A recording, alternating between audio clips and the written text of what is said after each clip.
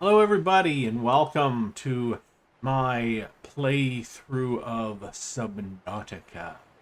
I'm going to call this a clean playthrough because I am planning on playing it with no mods of any kind, so it will be a completely clean playthrough. Um, this is one of my favorite games in the whole world.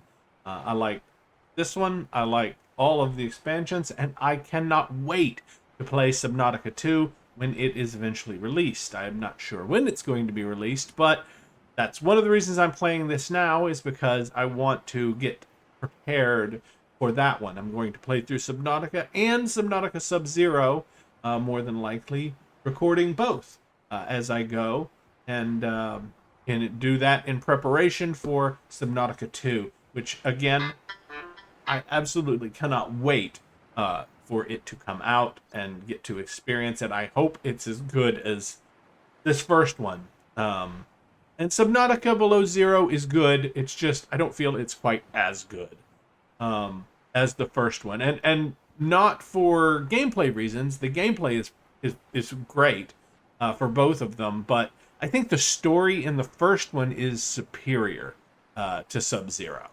Sub Zero is fine, but it's just not the ending and everything is not quite as hard hitting, I feel. So let's get started. I'm going to go ahead and delete these old ones. Um, we couldn't play them anyway. I'm pretty sure I was using mods on the first one, and the second one was VR that I abandoned. I was going to originally try to play this in VR and record it, but I could never get it to look right or do anything right, really. And the controllers, the using the controller is not for me. I need a mouse and keyboard to feel right with this game. We are going to play it in survival. Because that just feels right.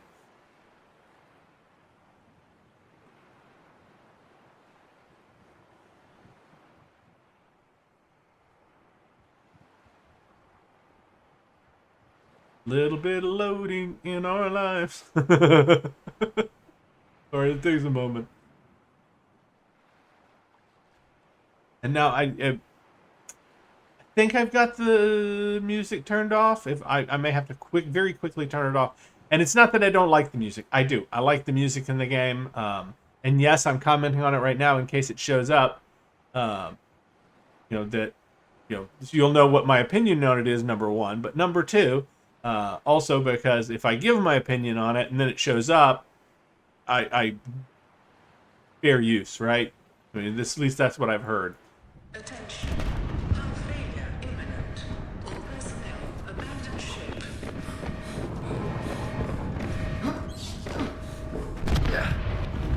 Run, Jerry, run! 2, 1. I don't think we ever get a name in this. I'm just going to call us Jerry when I refer to the character. Just seems appropriate.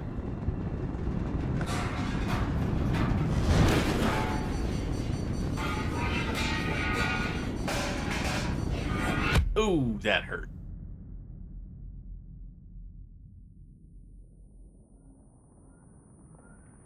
I'm glad we do have self-repairing glass on our whatever we're wearing.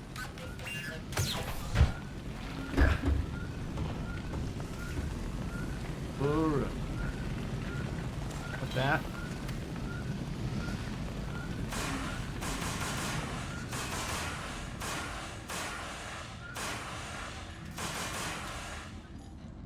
And don't be afraid to go ahead and use as much of that as you feel you need on this first one. You don't really run into many fires in the game. Minor head trauma. This is considered an optimal outcome. I mean, This compared. PDA has now rebooted in emergency mode with one directive: to keep you alive on an alien world. Well, thank you. Please refer to the databank for detailed survival advice. Good luck. All right. So, opening and closing the PDA. There we go. Check our power cells here. We have 3 built into our unit, each one at 25%. little bit of storage. Most of this is completely useless to us. Honestly, I've almost never used flares. They're not really that good, in my opinion. But we don't need this for a long, long time, so that will go in here. All right, and we're currently on up to date with everything. Let's see, our life pod. We're gonna make it yellow. And we can turn the visibility of it on and off, but we definitely want to be able to find our life pod again. That's not a... Yep, there we go. That's not up for debate. Add in there for now.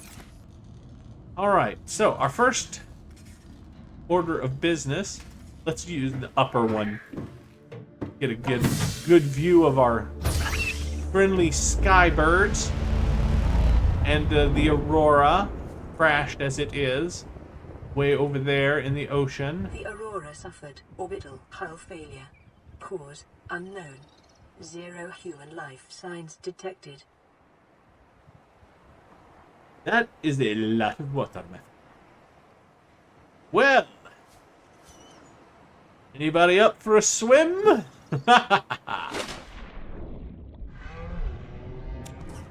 Alright.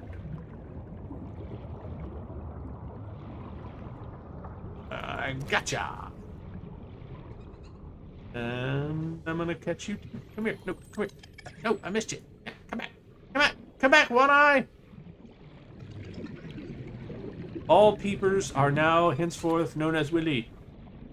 Because, you know, and they do have 2 eyes, but I still think 1 eye. 1 eye. One big eye that goes all the way through their head, right? That's what it looks like anyway. I don't think it is, but it's certainly what it looks like. And man, they are runners. Look at them go. And he's just like, I'm gonna get away. You're not gonna get away. They get tired. They get tired and you catch them eventually. Alright, so we need to get us some of... Nope, not that. There we go.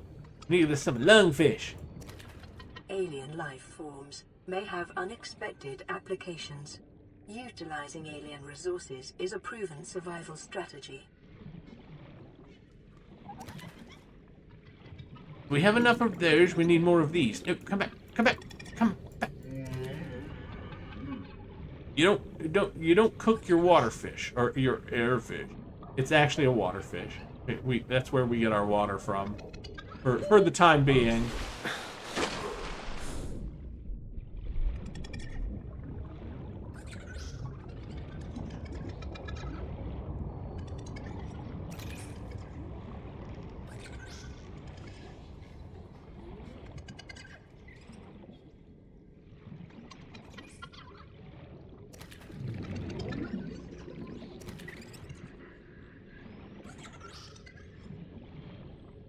So your first order of business is you need to go out and you need to get you some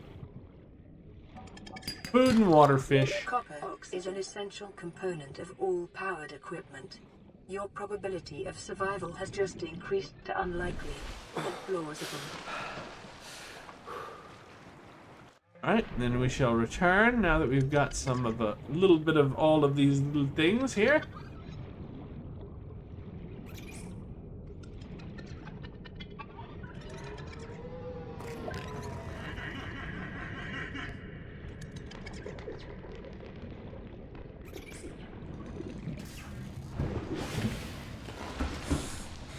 Alright.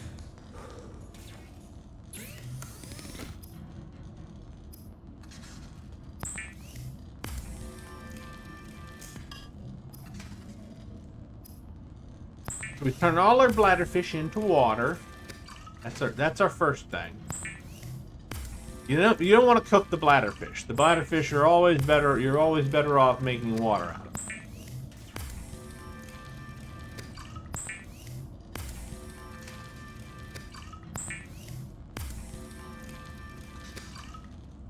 Alright. And then all the rest of them you can cook.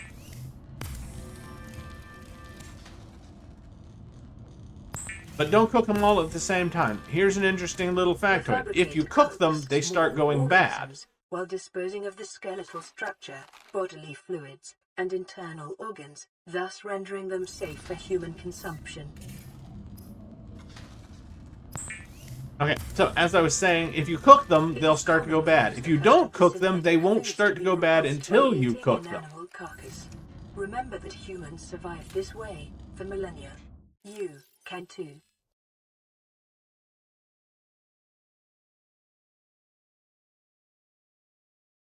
Alright. Of course, these are all the little voice log things that we've already heard so far. There will be ones that come up that I will read for you when they come up, and we use the floor hatch to go under.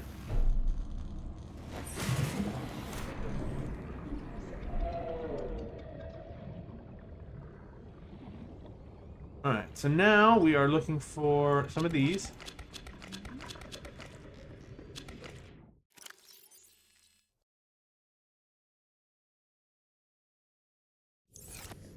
We need some more. Nope.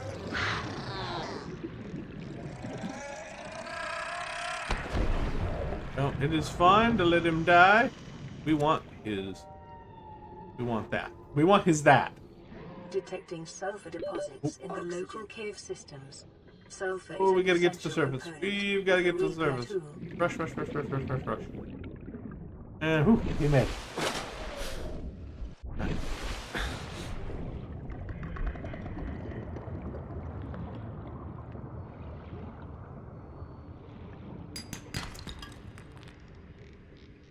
We don't need creature eggs.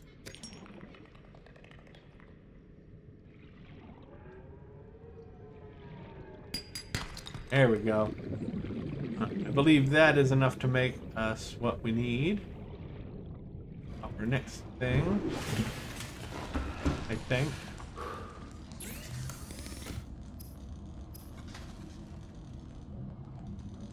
We need that. Go ahead and make that. Well, go.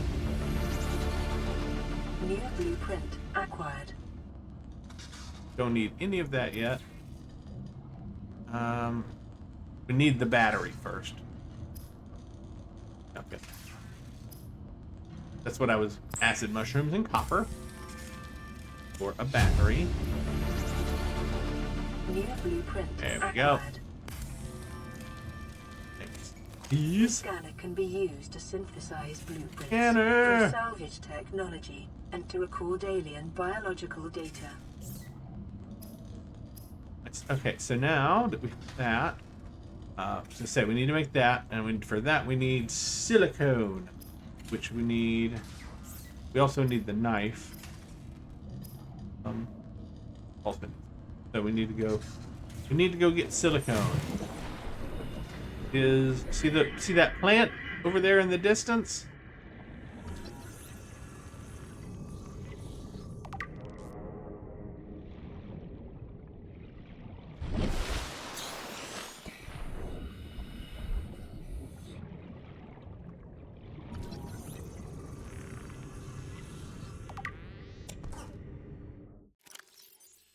Analysis confirms this wreckage is from the Aurora. Outer layers of material have oxidized, suggesting it has been heated to over 1200 degrees Celsius.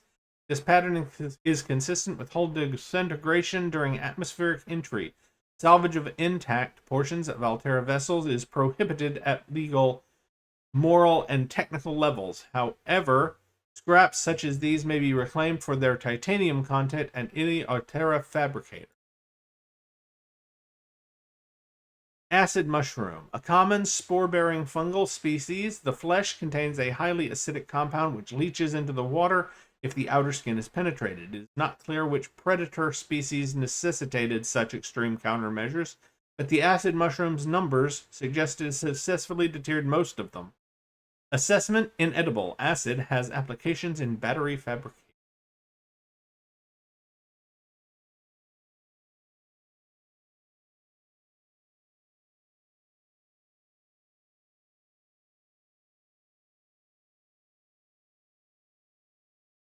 try to stay on top of all of the new information notifications as they come up.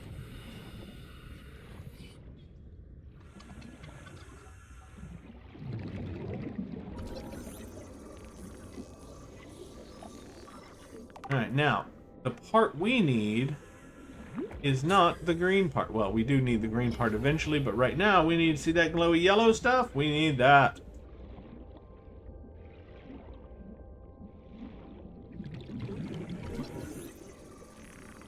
Life on this planet grows in unusually distinct and diverse ecological biomes. Further study recommended.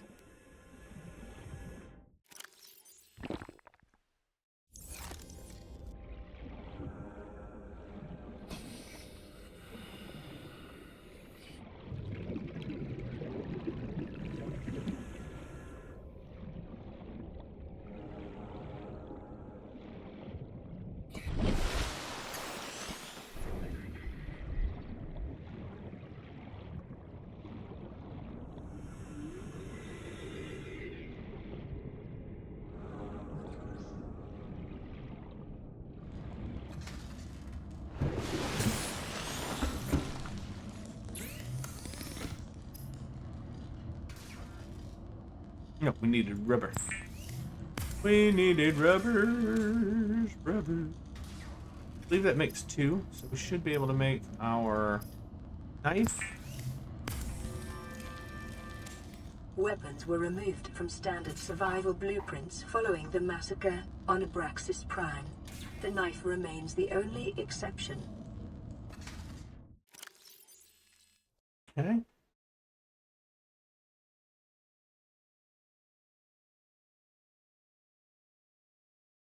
Creepvine, a kelp species concentrated in large forests in shallow sandy waters.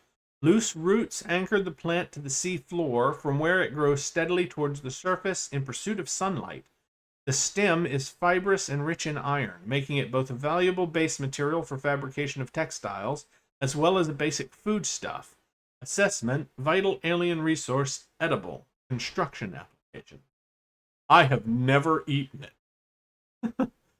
Mature creepvine seeds. Mature creepvine plants that have survived the predation of small herbivores produce these bioluminescent seed clusters, which may be knocked loose by currents or consumed and later deposited by predators. The embryo is surrounded by a thick oil and silicon layer, which would disperse into the ground as the outer skin deteriorated. This may provide the seedling with the nutrients it needs to survive the low-light conditions on the seabed. Assessment, vital alien resource. Construction application.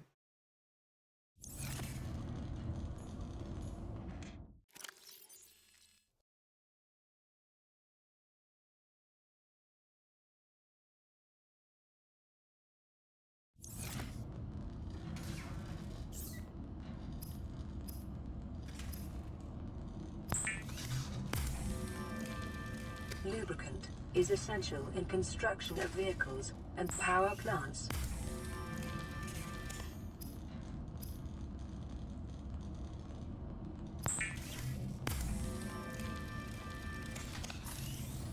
Right. And repair. No more sparking. Lifepod secondary systems online. Thank you so much. Diagnostic and outputting results to databank. Time to hear some messages. I'm gonna grab that as well. Radio online. Broadcasting emergency distress signal. This is Aurora. Distress signal received. Rescue operation will be dispatched to your location in 9 hours. Continue to monitor for emergency transmissions from other life pods.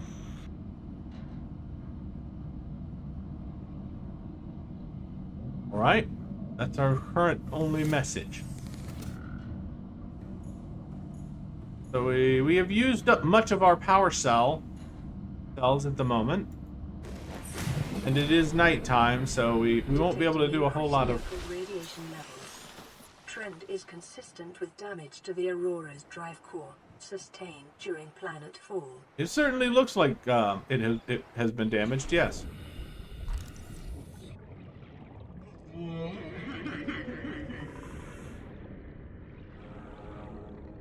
Let's see if we can't scan the big green fella. Now watch out for their gas pods.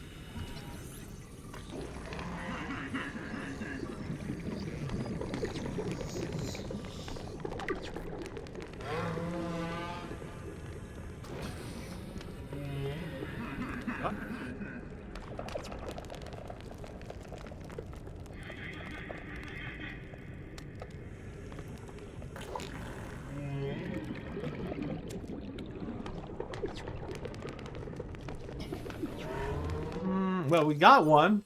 I thought you could, okay, I guess you can't. And we don't really need it, do we? I don't know why I keep picking it up. I was trying to scan it. I thought you could, but...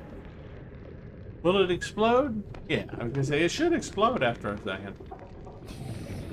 Whether it drops it or I drop it, it should explode after a moment. Okay. Scan a couple more things.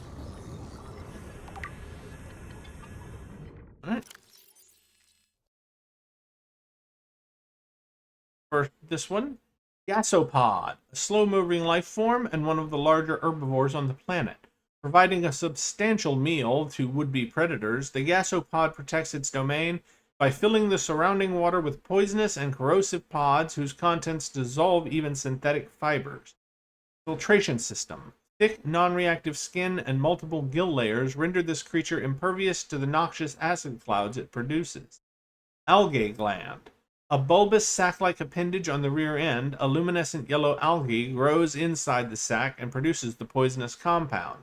Abdominal muscles can contract, causing the algae gland to emit the noxious compound into the surrounding water. Large pelvic fins, capable of powerful movement through the water when moving in small herds. Behavior. Gasopods appear to be social in nature and may even use their emissions in their relationships rituals. Their audible calls are likely signifiers of nearby threats or food sources. Assessment. Approach with caution. Acidic pods may be retrieved and repurposed. 4546b Environment Scan. Category 3 Ocean Planet. Oxygen, nitrogen atmosphere. Extensive biodiversity. Safety warnings. May support Leviathan-class predators. Water contaminated with high levels of foreign bacteria. Planet is beyond Federation space. Rescue unlikely. It is not recommended to explore this environment without hazardous material suits and extensive support apparatus. So, not for us. Not that we have a choice, but not for us. Alright?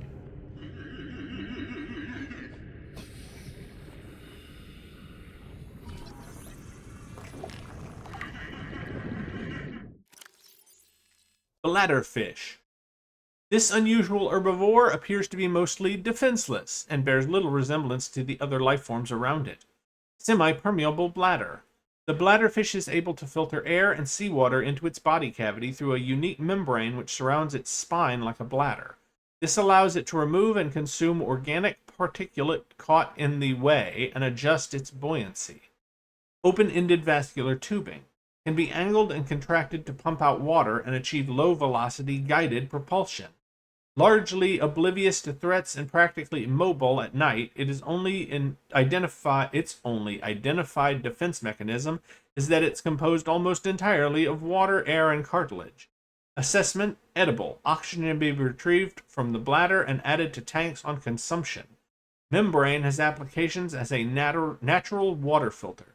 Oh, that's something I actually had never used it for. I have obviously read that before, but I never really thought about it. So you can actually catch those and eat them and add air to your oxygen tank that way.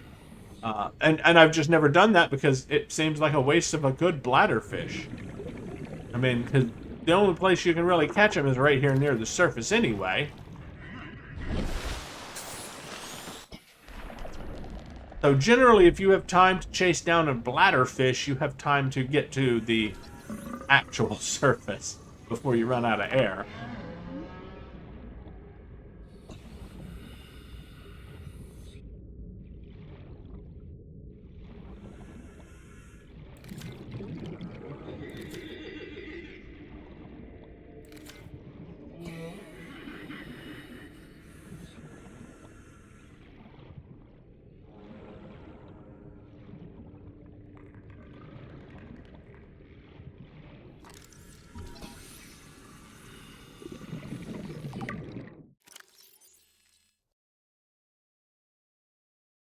Limestone outcrops. These unusual geological structures, often found around titanium and copper deposits, are distinct to this planet.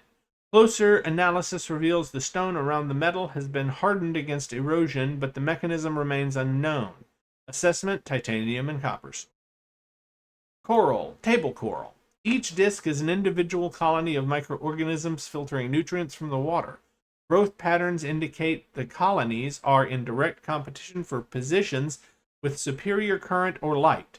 Unlike other coral species, its structure is malleable, softly pulsating as it pumps nutrients to its extremities, and only turning rigid when it senses physical assault. The jewel-like nodes in the surface are concentrated buildups of rare minerals the coral is unable to process. Assessment: exploitable in computer chip fabrication. Rabbit ray. An herbivorous aquatic life form, rabbit rays appear to live serene and solitary lives, with few predators, a natural sense of curiosity, and awesomely poisonous flesh. Ears, twin orange appendages mounted on the head, sense vibrations in the water. Undulating wings. Markedly similar method of transportation to that of Earth rays. Zero genetic resemblance detected, suggesting these two species independently developed similar solutions to their environmental circumstances. Evidence indicates its large side-facing eyes are relatively recent adaptations. It is likely there are related ray species in other environmental biomes on the planet. Assessment: inedible but harmless.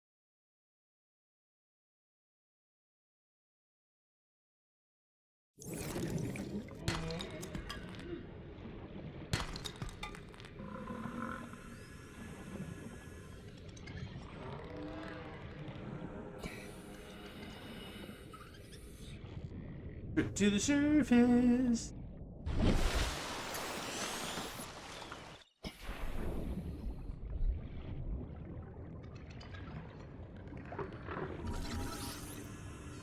Oh, come back, Mr. Peeper. I need to scan you.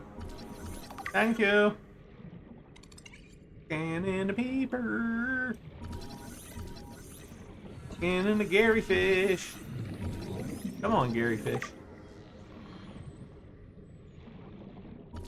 I do not know why they named it a Gary fish.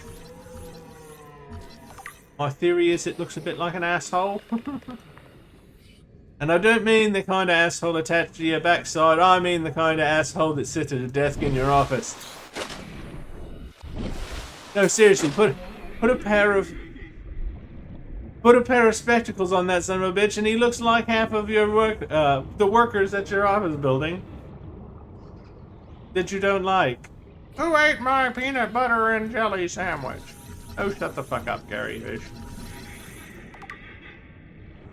Sorry. Oh.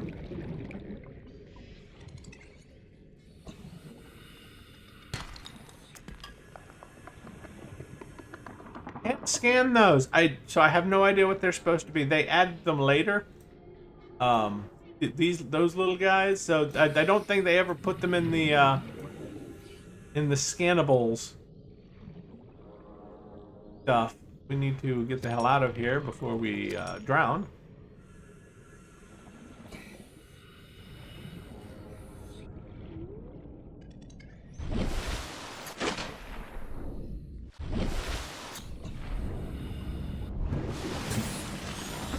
See what stuff we need here.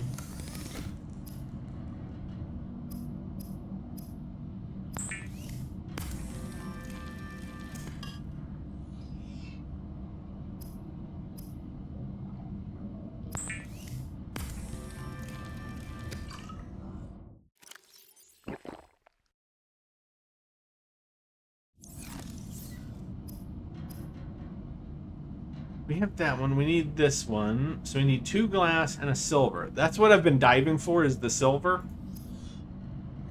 But we also need this, and we have a battery. We just need some glass. So let's go ahead and make some glass. And that will help us out a little bit. We do need light.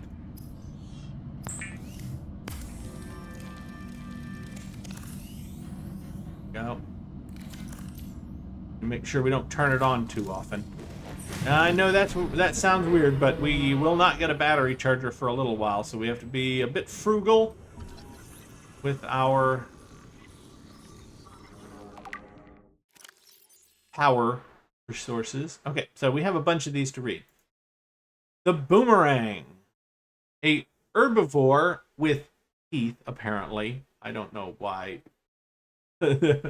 Most herbivore fish don't have what look like sharp teeth, but that one does.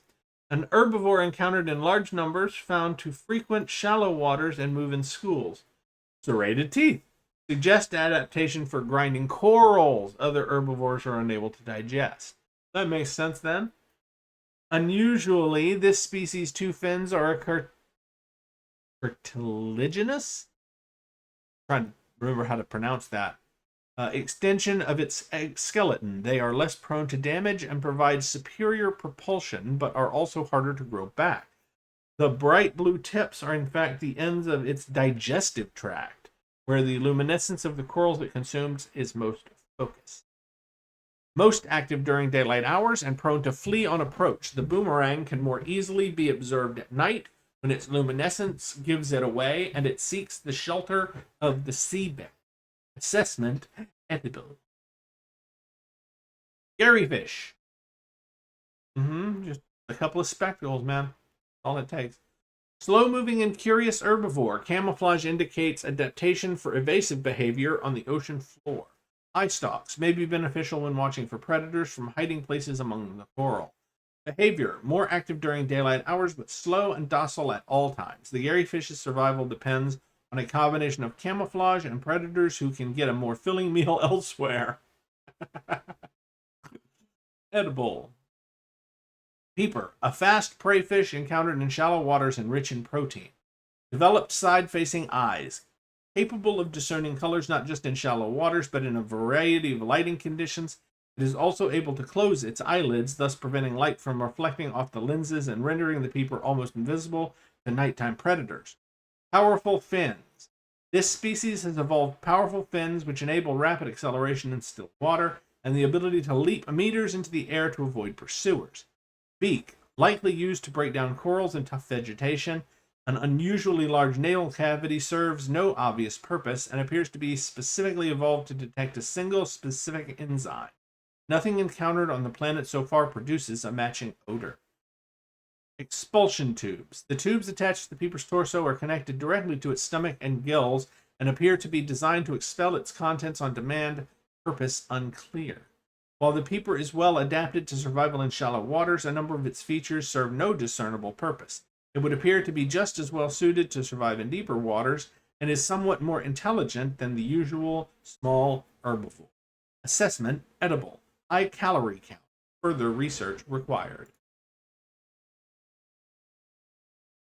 Shuttlebug, a common scavenger at the base of the food chain. Mouth parts. Oh, no, it did. We didn't scan it, but we did get a scan of it somehow. I don't know how that happened. A common scavenger at the base of the food chain. Mouth parts. Small enough to be of little threat to most organisms, this creature is clearly adapted to feed on the waste products of the ecosystem around it.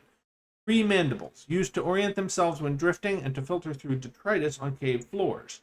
3 legs. High-strength muscles can propel the life form great distances through the water, as well as ambulating them across the sea floor. Assessment.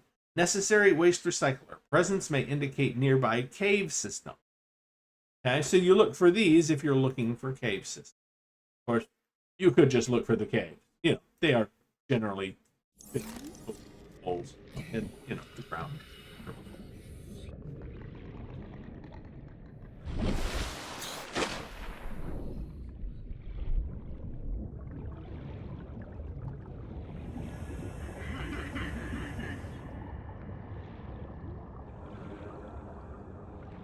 There we go. That's what I've been looking for.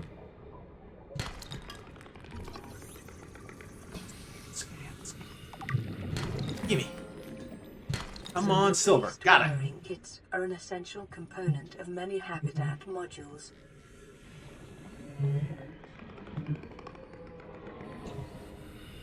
Alright. Hopefully silver's all we need.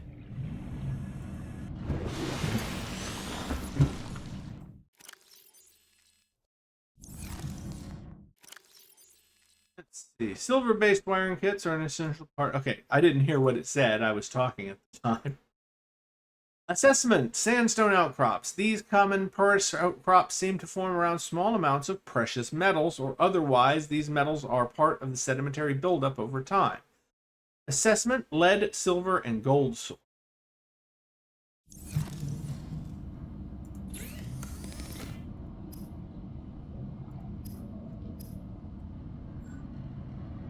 So now we just need 2 more glass, which we do not have the stuff to make. That's fine. We can get it.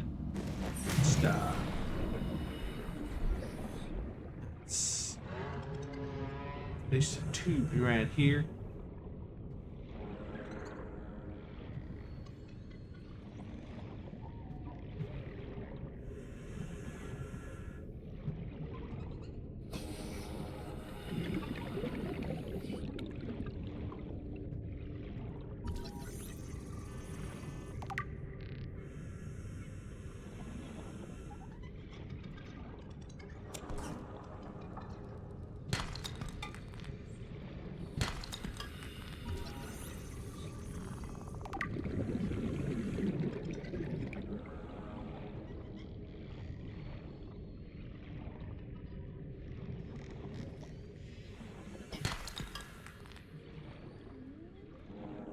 There's what I was looking for.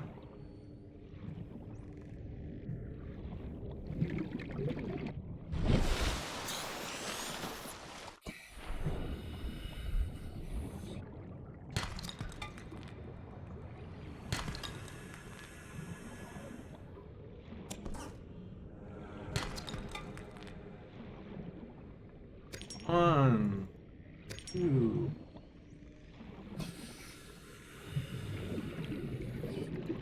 3 and 4. That should be 2 pieces of glass.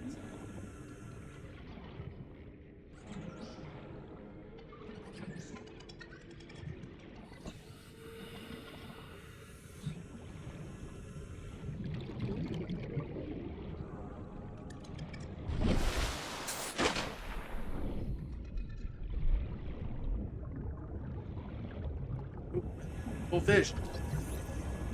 It's the whole fish. I wonder why they called it that. Could it be because it has a whole fish? No, it's because it's got a hole in it. Sorry. Obviously. I shouldn't even have to explain it, but you know, just to be careful, just to be sure you didn't miss the fact that it's got a big hole in its backside.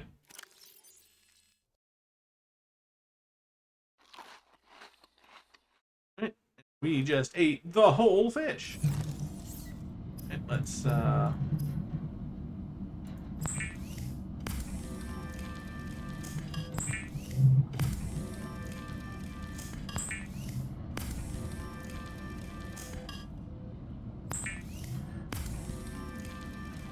yes, I see that there's a message. It's pretty obvious.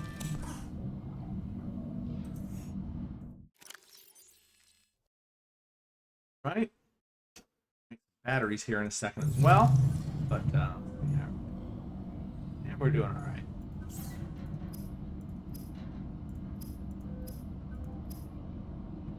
So we just need to take the O2 tank off. Oh.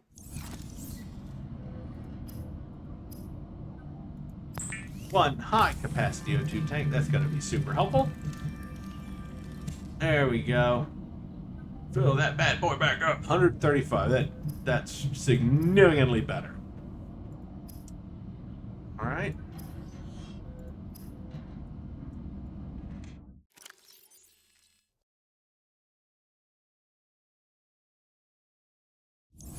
Take a couple of batteries. Eat the other fish. These away. We don't need all of them.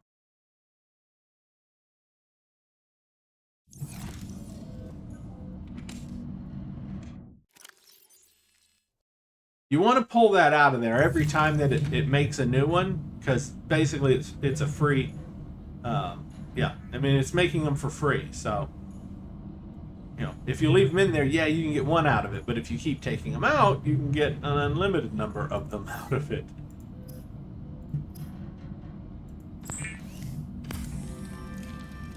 Right, a couple of replacement batteries there, just in case something we have runs out and we need it. Eat a peeper. Eat a peeper. There we go. Drink of water. Haha, we're good. Now, put you away. We don't need you. What do we need? All right, we're full at the moment. Oh, we got the rebreather. We will want that eventually. We don't need it right this second, but we will want it as soon as we can get it. All right, coral shell plate. This variant of coral has adapted to survive in close proximity to other corals, filtering nutrients from the water and sharing them via a spore-like substance which grows around the base. Assessment: no practical applications discovered. It's decorative. Giant coral tubes. The variety of coral formations on 4546b appear to be different solutions to the same problem of maximizing water and nutrient flow throughout the colony. These particular variants funnel water down a tube, filtering nutrients as they pass. Their size suggests they have been highly successful. Assessment: coral tube samples are rich in calcium, explorable in bleach fabrication, which is exploitable in water manufacturing. Hole fish. See, at the big hole. A very small herbivore found in low numbers, often around cave system entrances where their skin coloration blends into the background. Bored out tail fin hole. By manipulating the size and shape of the hole in its tail, it can perform unpredictable maneuvers. Size: smaller than most other herbivores, presumably due to lack of vegetation in low-light environments. Assessment: edible. Made of meat.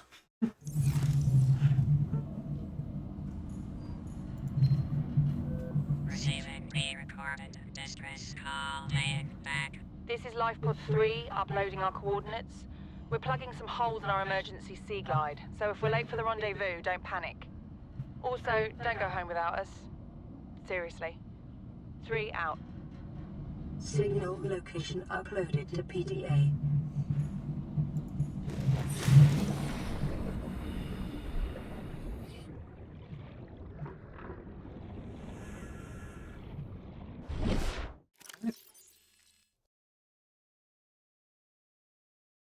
Fade. And we'll swim over that direction. Well, right.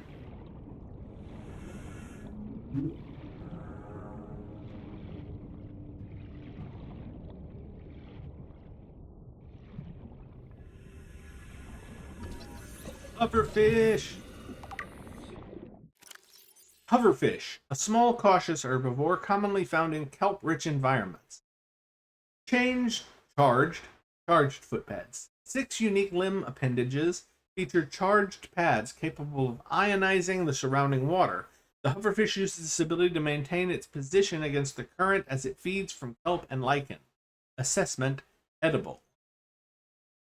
And creepy looking as hell. Just so you know.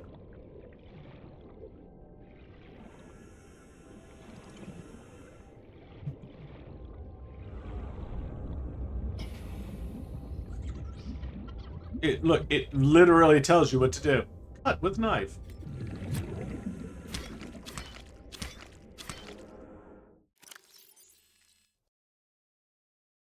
As you can see, it is slightly edible. We will currently be eating it, because we don't need it for making anything just yet. We will come and get some later, but our inventory space is quite limited at the moment.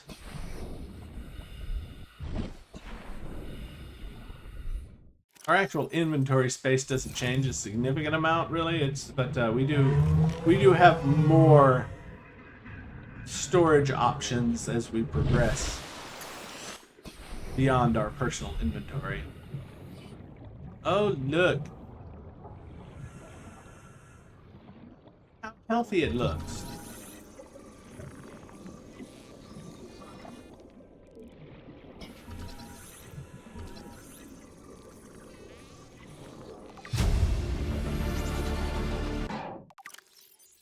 Okay, first entry for this is specimen with symptoms of infection. The organism is displaying signs of a bacterial infection. Bright green blisters are forming networks around the infection sites. Pathology suggests a waterborne bacterium capable of penetrating the body through the skin and respiratory system. Underlying indications of genetic mutation and aggressive behavior. The bacterium itself is unlike any so far recorded in human exploration. Warning. May be contagious. Avoid. Do not under any circumstances consume the flesh. Sucker. That is a long mouth, man. A streamlined predator encountered in the kelp forests in wait of prey, leaving the safety of the shallows to feed. The stalker likely carved out its evolutionary niche at the sweet spot between speed and size millions of years ago, and may be one of the oldest species on the planet. The stalker appears to be attracted to titanium deposits, which tend to sharpen and put stress on its teeth. As with many predators, it may be possible to temporarily distract hungry stalkers by feeding them. Teeth. The stalker's teeth are unusually hard and fast-growing. Its elongated snout can deliver huge biting pressure to large attackers, while also being used to reach small herbivores seeking refuge among the rocks. Night vision. Retinal layering on the eyeball suggests adaptation for nighttime hunting. Dorsal ridges. These ridges can be moved independently to deliver superior maneuverability. Pelvic fins. Long and powerful, the stalker has evolved to hunt the fastest of prey. Assessment. Stalker teeth may have applications in enameled glass fabrication.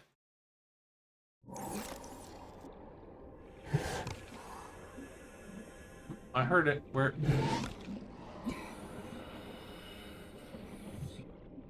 Did you lose one? Usually I hear that noise. It means they lost one.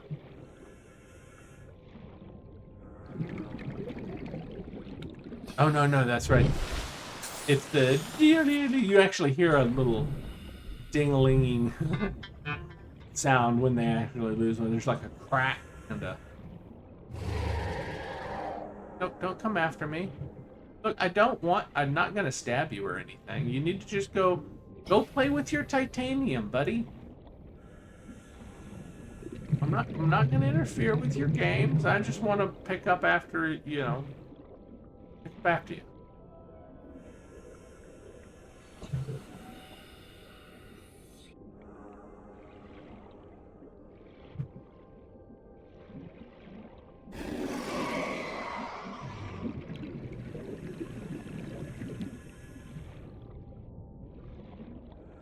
Eat us. Stop trying to bite us. Go play with your titanium. Go on.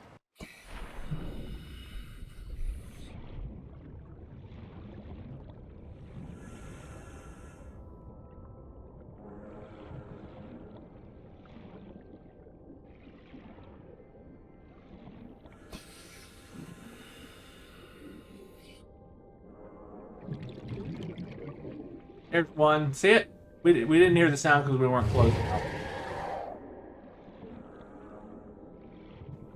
Nope. What? Why are you not? There it is.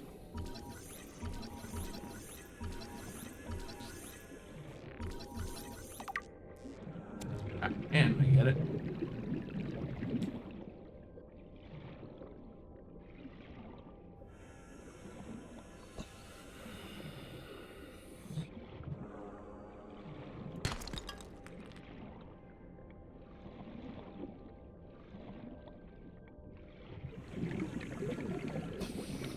I believe that's what we were looking for originally. Yep. Got distracted by a stalker. We need more than one stalker tooth, but one, you know, gets us started. There we go. Sea glide fragment. We need that. Should be another one here. Very close by. We can also pick up. We'll do that after we do pot itself. And the hoop fish. Get to do the hoop fish.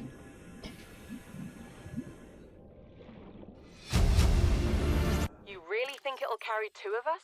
Your regular sea glide tows a mass of 80 kilograms at over 30 kilometers an hour. The power cellar rig to this one should double that. You think there's something out there that's faster? Oh, sure. And that's assuming it doesn't overload 3 meters from the life pod. You're calm about this. I'm seeing the engineering problem. If I stop seeing the maths, I'll be terrified.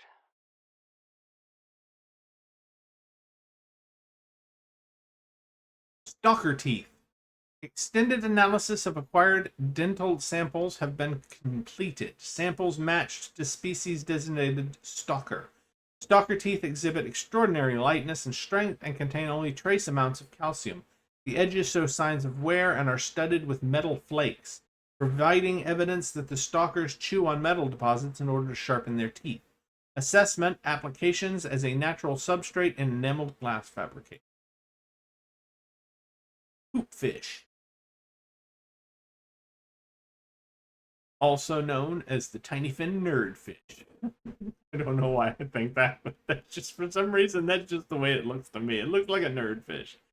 Small, school mentality prey fish with a unique method of propulsion and a distant relative of the bladderfish. Antennae. Rather than swimming, this life form uses the fine green antennae which encircle its bodies to alter the composition of the water in front of it, allowing it to sail into the low-density space created. Purple-green coloration may be a camouflage adaptation for mid-range light wavelength, possibly indicating the hoopfish is more active at dawn and dusk. Behavior. While schools of hoopfish will form periodically and evade predators en masse, this behavior is more social than it is defensive, and lone hoopfish are often found hunting for food and displaying generally curious behavior. Assessment: edible.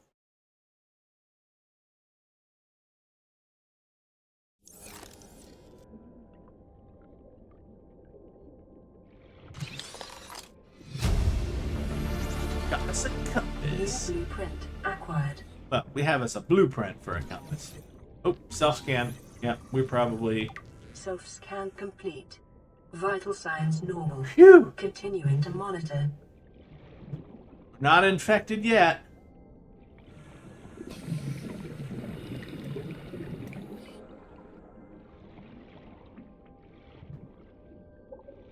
Ooh, we're gonna try to scan it before it gets us. We got it. Okay. Oh, these are so creepy.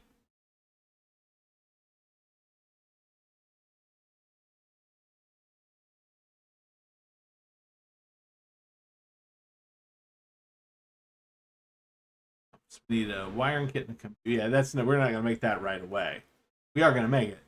Mesmer. Man, look how creepy that guy is. Small carnivorous life form with a unique hunting mechanism that enables it to hypnotize its foes. Outer wings. The mesmer swims using a number of wings which can be angled up and forwards on approaching its prey. Tiny lenses on the surface can be tilted independently to create mesmerizing patterns which flood the victim's brain with enticing messages, interpreted in whatever form is most convincing for the target. Outer shell. The mesmer can open its jaw-like recess in its protective outer shell in order to Error 463. Share its beauty. Do not resist. Assessment. Draw closer. Even its entry is creepy. Continued degradation of the Aurora's drive core may result in a quantum detonation. Continuing to monitor.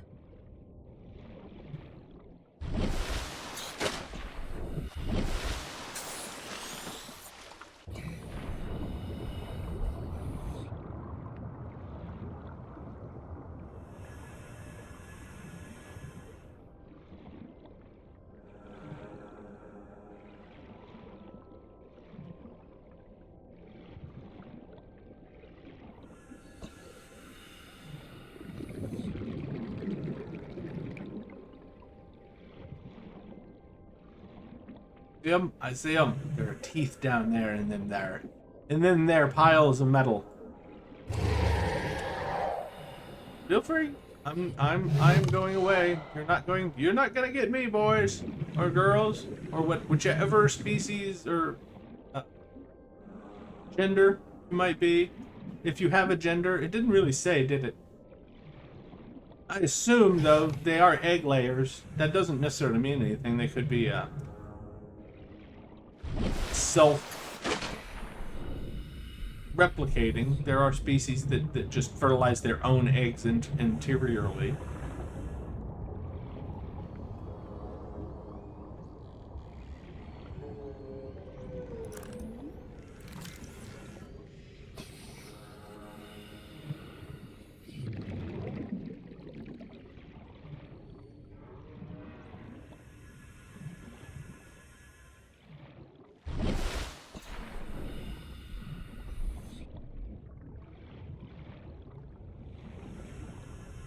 We actually need to go back that way.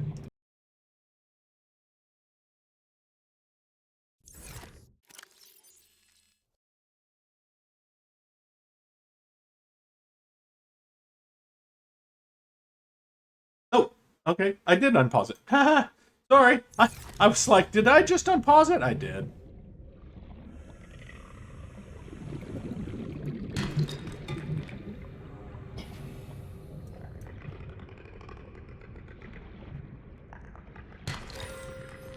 Some gold.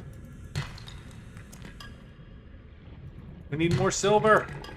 No, we need more silver.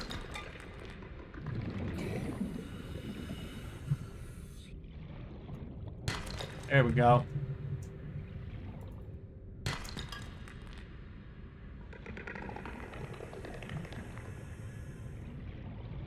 What did we... What's that?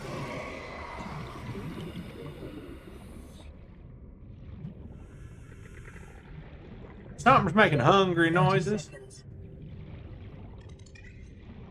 Is that my stomach? Oh, probably not.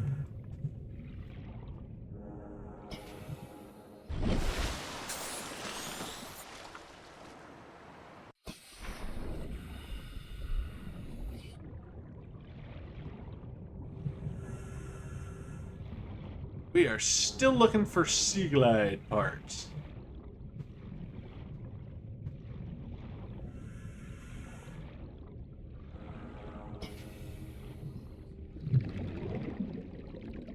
That is the next thing we want, is a sea glide.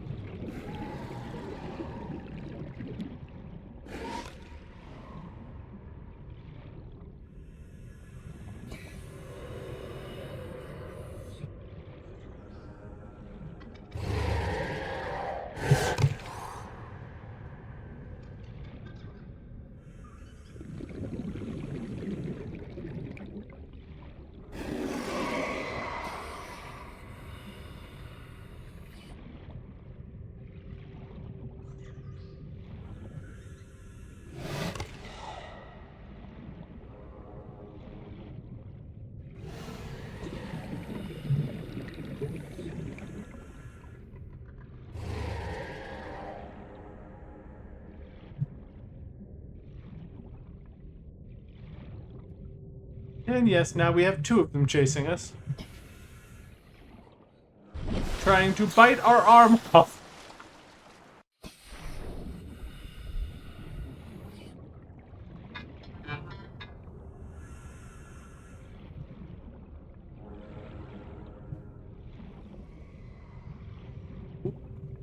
Well, that is something that should be the last part of the mobile vehicle bay fragment. New blueprint acquired. Oh, yeah. Totally useful there.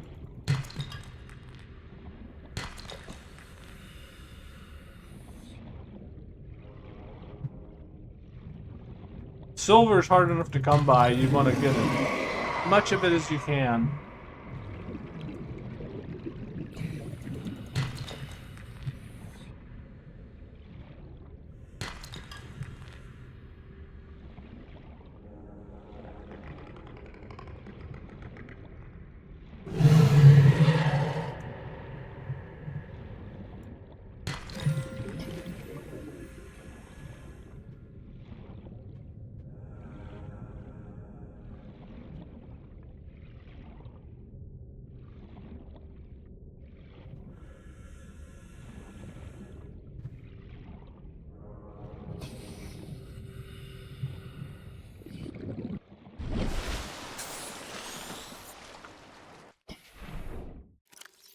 we have any more water yet?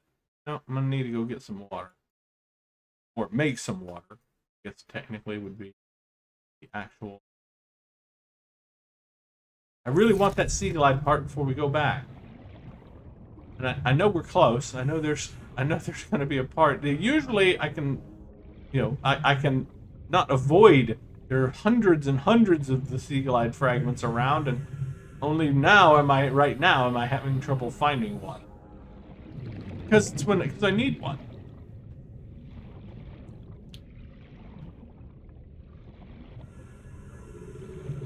Ah, there we go. I bet there'll be one around this.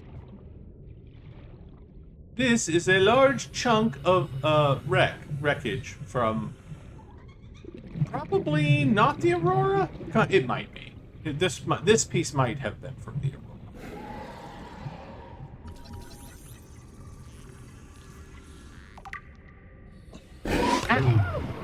Oh no, you're gonna pay for that.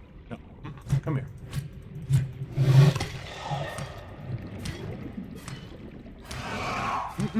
No. You better run.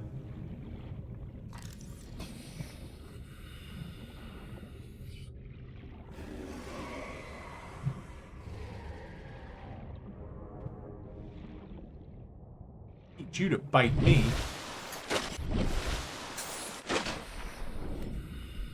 I'll teach you to bite me too. Come here. Come here. Run away.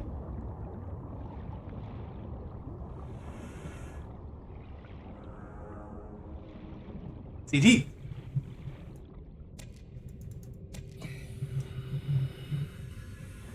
Absolutely useful. We will definitely want those later.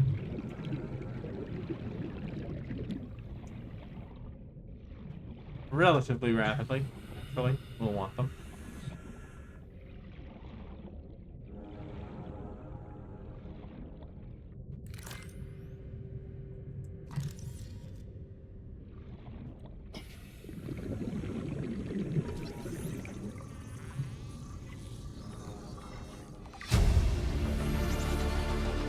New blueprint acquired.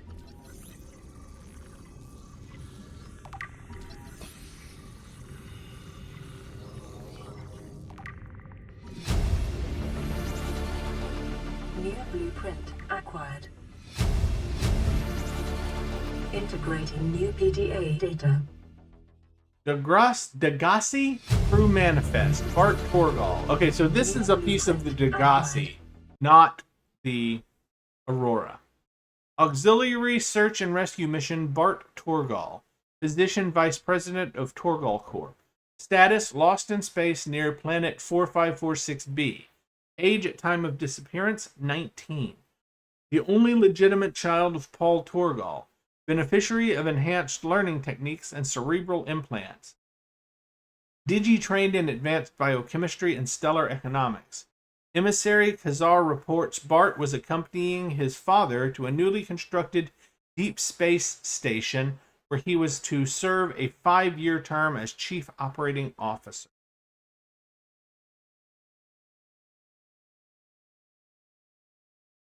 Floodlight. The standard issue floodlight is designed to focus a bright beam of light in a single direction, useful in all kinds of industrial and emergency operations, functions in all known environments, including underwater. Bioreactor. On planets where organic matter is plentiful but sunlight is not, a reliable bioreactor will frequently prove the most efficient power solution. May be installed in any multipurpose habitat room, chemically composts organic materials, converting them into energy over time. Accepts all plant matter from seeds and spores to moldy fruits and vegetables. Can also process animal matter, fat, muscle, eggs, etc., and some organic waste products. Energy production is proportionate to the calories in the organic matter. Bioreactor, totally organic.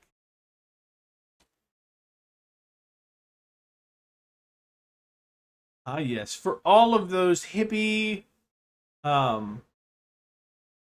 fully green people, you can compost your mother-in-law and use her as a power source. If she gets on your nerves or just dies on her own.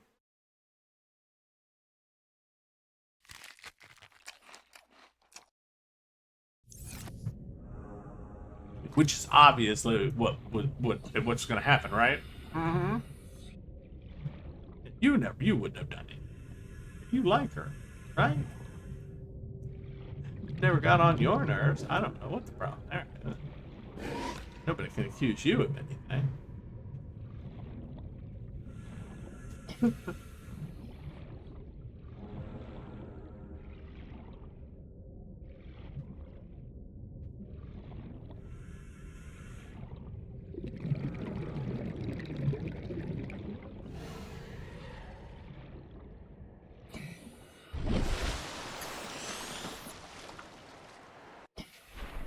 Right, and I think we need to catch us some fish on the way.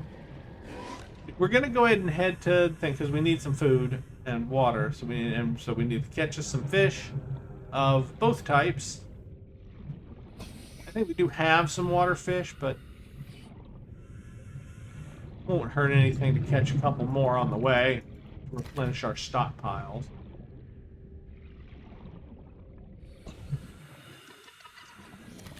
Where? No, you come here too. You come here too.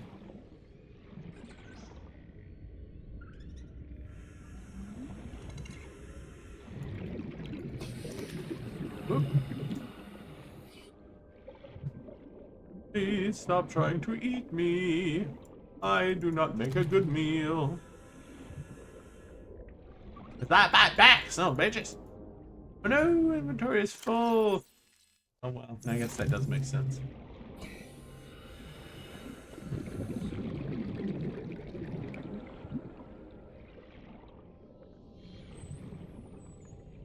And there's what we've been looking for.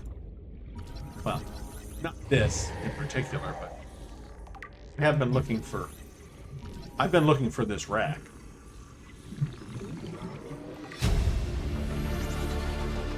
New blueprint acquired.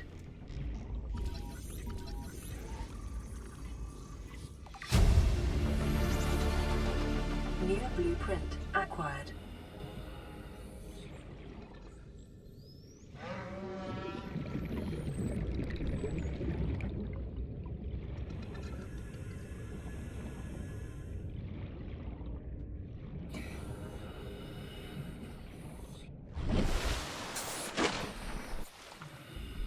Alrighty.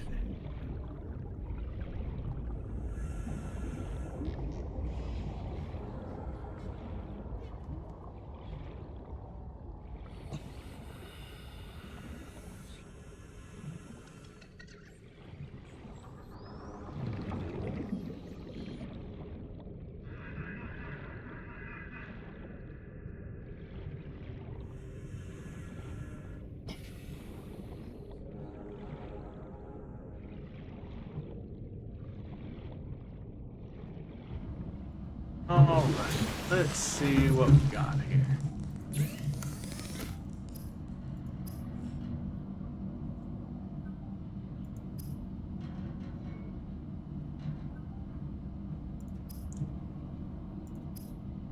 Warning. Local radiation readings suggest the Aurora's drive core has reached critical state. Quantum detonation will occur within 2 hours.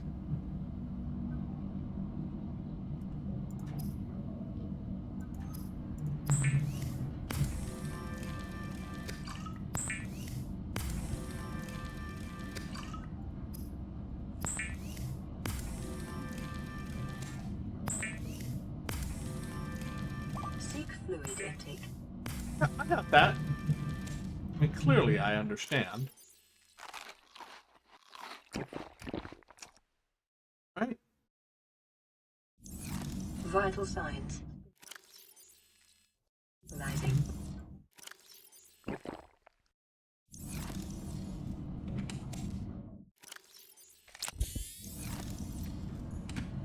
Got bit by a damn fish. I got fish bit, people.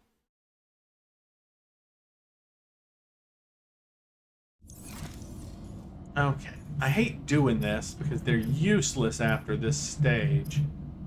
And we're close, but we have enough. We'll make one. Or two.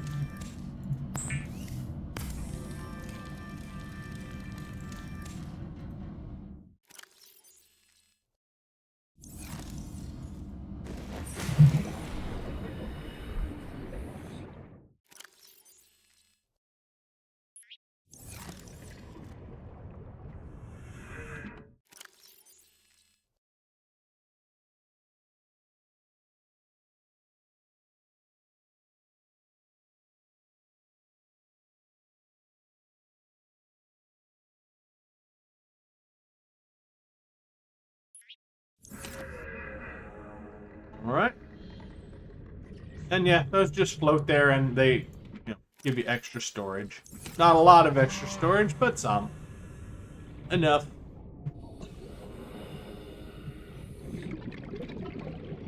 Now, we need to go find...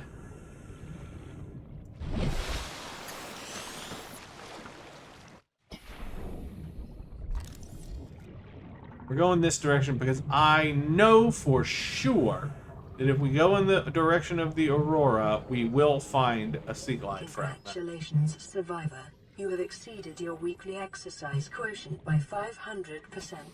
Data indicates that swimming was your favorite activity.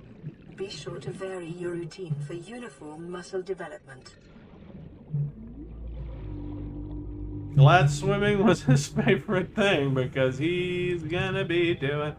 I knew there was one down this way. New blueprint acquired.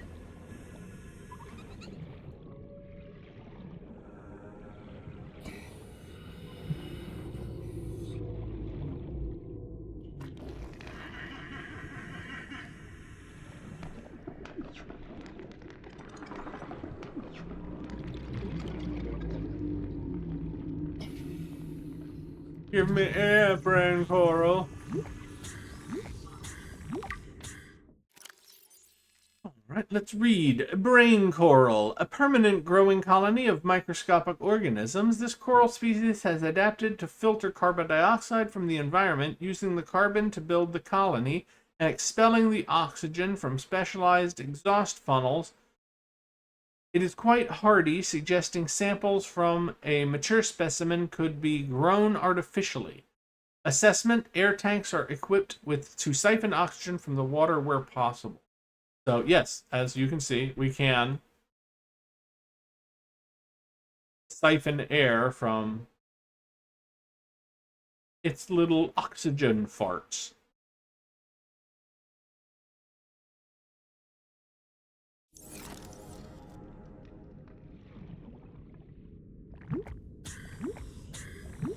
Oxygen farts.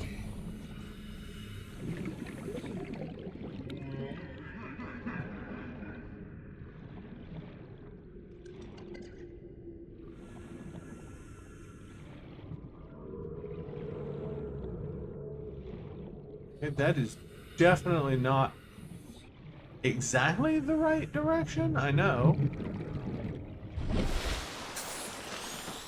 It's close. It's not the exactly right direction.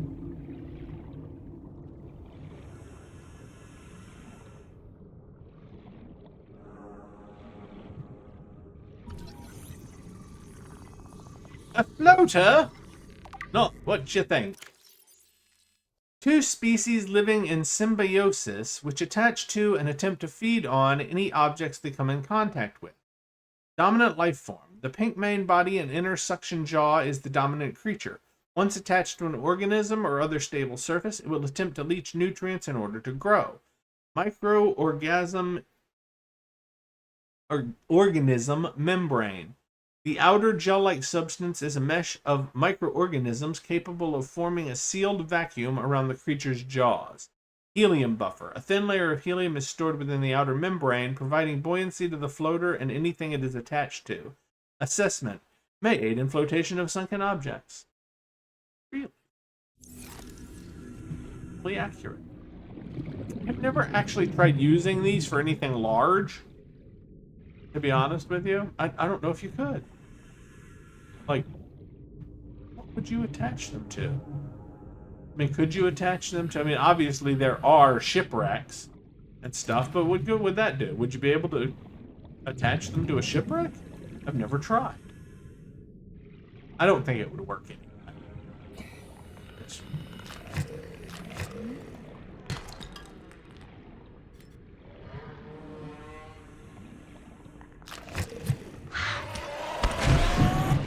Got you, bastard.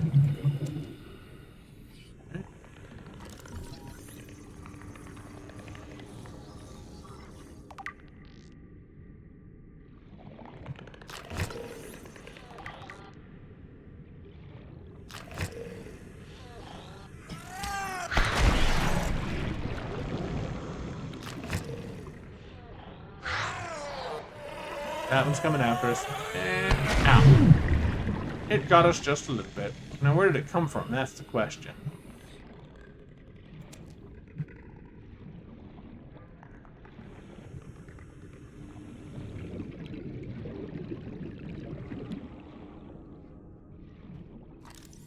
Another radio message. 30 seconds. We're gonna ignore it for the moment.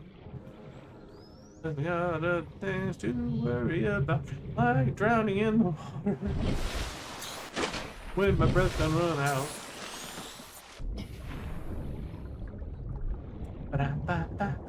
A little musical theater for you there.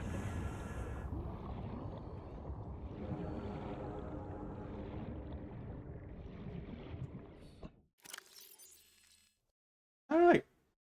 I accidentally caught a bladderfish. That's impressive. What did I scan? Oh yeah, the crashfish. Crashfish. This unusual species has developed an emergency defense mechanism based on mutually assured destruction. Forward-mounted eye. Enable the creature to identify and track potential predators. Sulfur plant.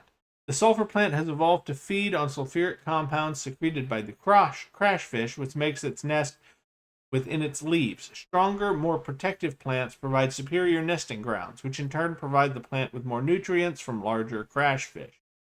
Defense mechanism. Concentrations of sulfur build up in the organism over time. If the crashfish collides with something at sufficient speed, the spikes on its torso are impacted, triggering an explosive chemical reaction. Assessment. Equip stasis rifle, repulsion cannon, or similar before approaching shallow cave. Sulfur plant. These plants appear to serve as nests for the explosive organisms which guard them. The outer petals are undamaged by the presence of the inhabiting creatures, suggesting a complex coat in development. The plant has evolved to feed on nutrients and minerals deposited within it by the crayfish. Sulfuric deposits on the inner leaves provide an insight into the mechanism by which the creatures explode. Assessment. Sulfur has applications in constructions of the repair tool.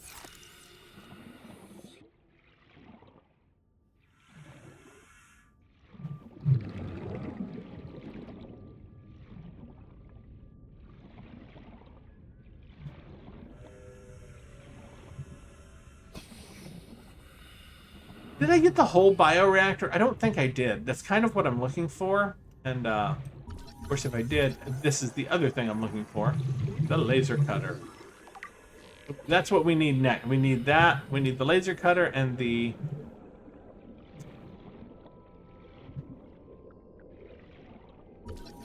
Got this.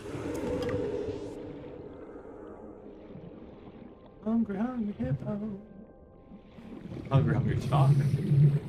Actually. Are we even going in the right direction? We are. We're still going in the right direction.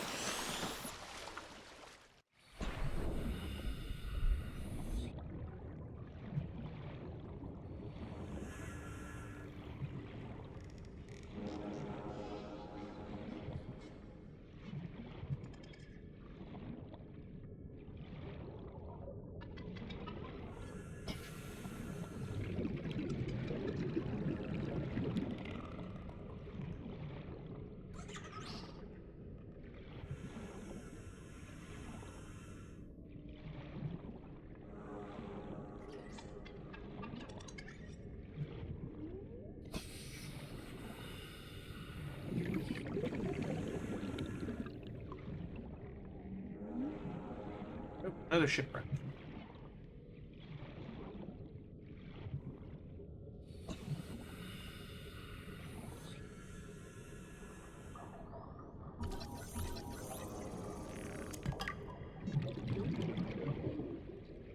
We're already getting hit with radiation. Okay.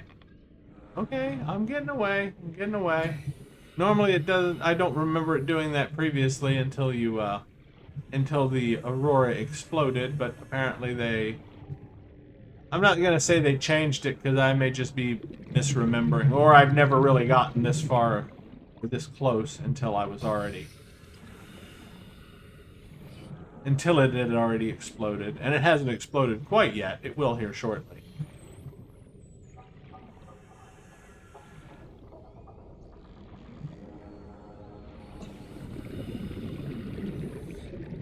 Alright, that's fine.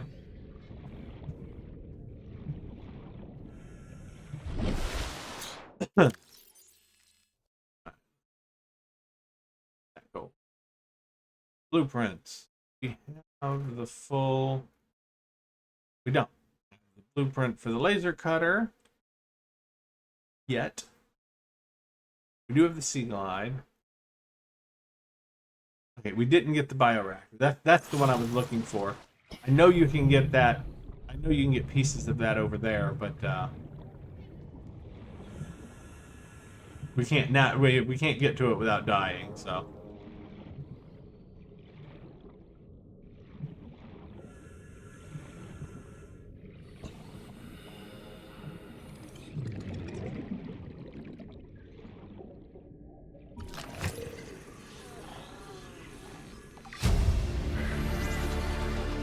New blueprint acquired.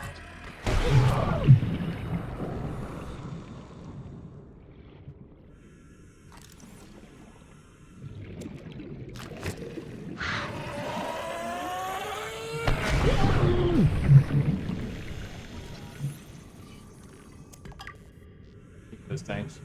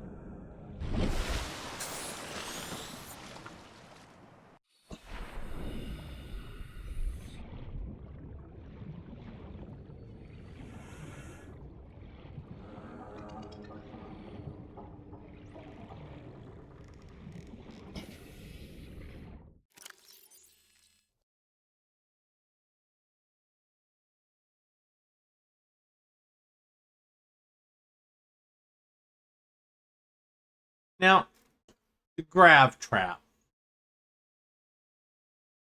It can have its uses, but in all frankness, it's not really that good an item. I mean, you can use it, you can deploy it, and it'll like hold fish within its area, but its area is not really great. It's not huge or anything. So while you can use it for that, it's not really worth carrying around because honestly, it's too big for what you can use it for. I mean, you're better off just chasing the fish down than trying to use that for it. Now, it can be useful in caves and stuff where, you know, you can deploy it and it'll pull nodes off the wall and then like drop them to the floor and you can then collect all of them in one spot. But even then, it's not really that hard to just swim around and collect those nodes off the walls anyway, so 6 of one, half dozen of the other kind of thing. Since it takes up room in your inventory and it takes up 4 slots, it's really not worth it when you already have to carry so much stuff as it is. And there it is. Let's go. Emergency. A quantum detonation has occurred in the Aurora's drive core. The reactor will reach a supercritical state in T-minus 10. Here we go. Let's watch it. 8, 7, 6, 5, 4, 3, 2. Oh yeah! Woohoo! And you know, the first time I played this, I thought that it was going to be a nuclear reactor explosion. That clearly was not a nuclear explosion. It was an explosion, but it was not nuclear.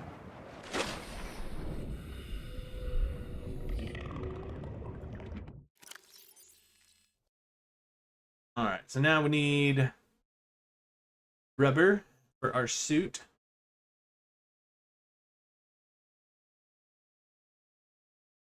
fiber mesh, which that is the product that you get from the green part of the plants.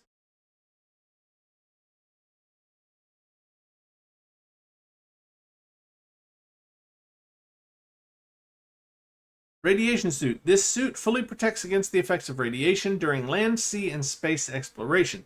Safety rated up to 400 SV per hour. Cross-compatible with all AEP suit functionality. Sleek. The radiation suit, a necessary precaution in a post-mad world. Okay, so we just need to go get us some... actually, before we do that and get ourselves killed by a stupid crash fish or something, let us grab one of these, which will not be enough.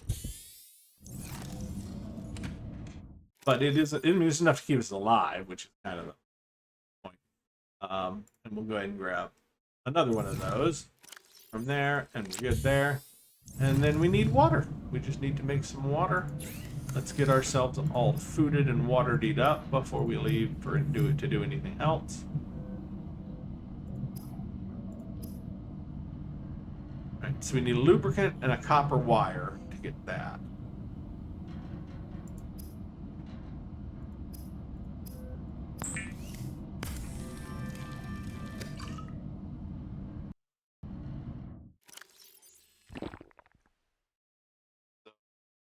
Copper wire. Didn't we make a lubricant? Yes. Need to make the copper wire. Copper wire. One Sea Glide, my friends. Sea Glide. The Sea Glide will Glide increase through the your sea. effective exploration range. For your safety, please pack supplies for long journeys and stay within 5 kilometers of the nearest life pod or habitat. Right. And so, we want to toggle that, and we want to, yeah, and we don't want to use it all the time. It's great for like getting to the surface really fast and stuff, and it is good for long journeys to make them significantly faster. But right now, we have battery issues. And by that I mean we can't recharge them yet, which we will be able to do eventually, but we can't yet because we don't have the battery charger thing, which we will get right after we go get some... There it is. We need rubber. We need rubbers. Trojan man. Oh, no, not the hand of rubber.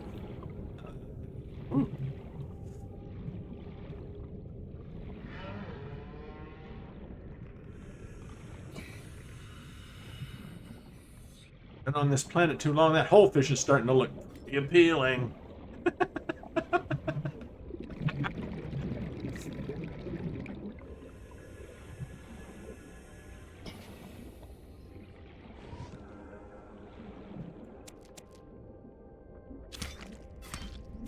No, we're full already. Oh yeah, I forgot how big.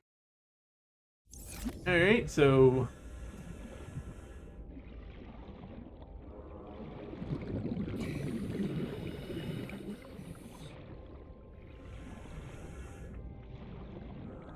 We need the yellow stuff for the rubber.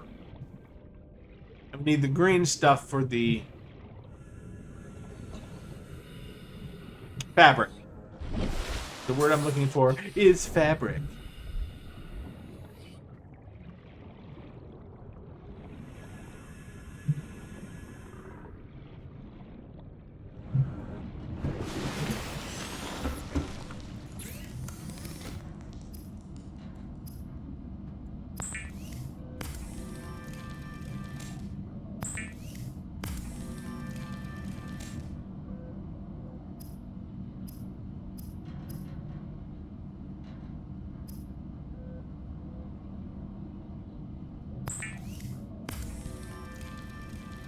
The fabricator draws from available data to provide environment-appropriate equipment using locally available materials. For your safety, this setting cannot be overridden.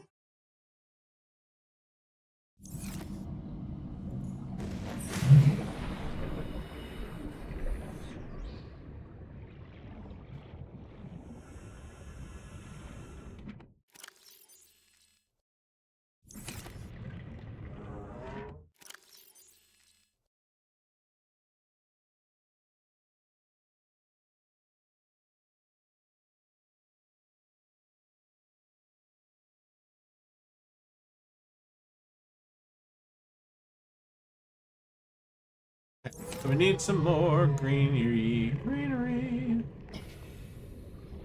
Yeah. Pretty sure it's this way. Yep, there it is. We don't need the green part this time, so we don't have to go quite as far.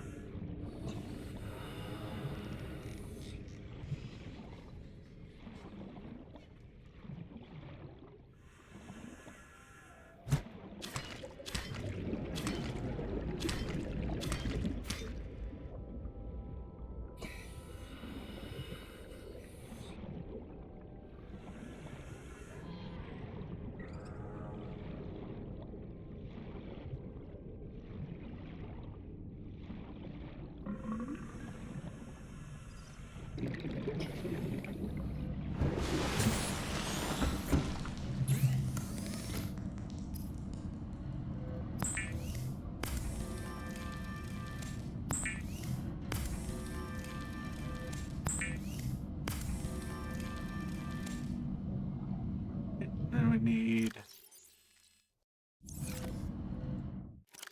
Have any lead?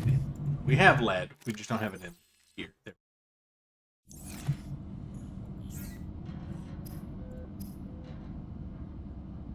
Two lead. We have more lead. Don't worry.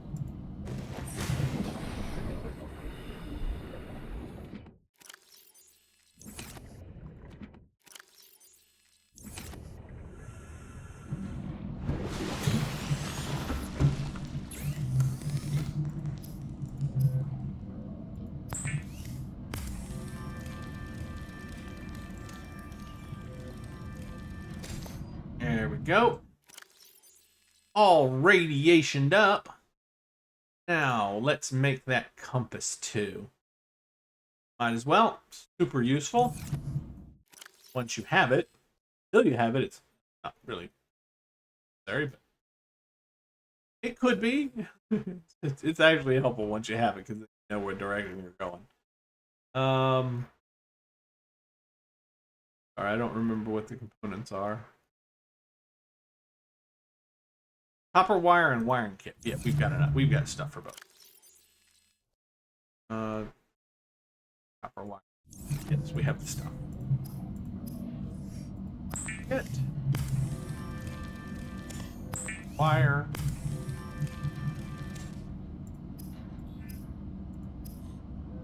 And compass.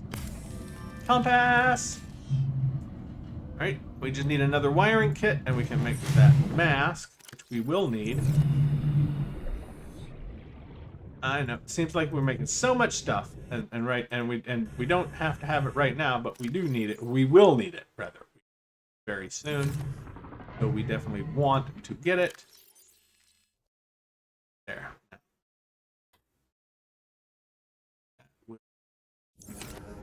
Us, what we need there.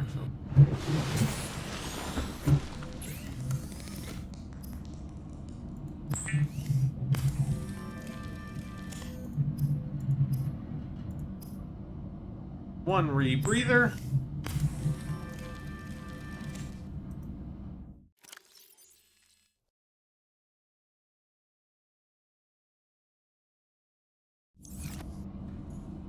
Alright, now the rebreather we will store, and we will come back for when we need it.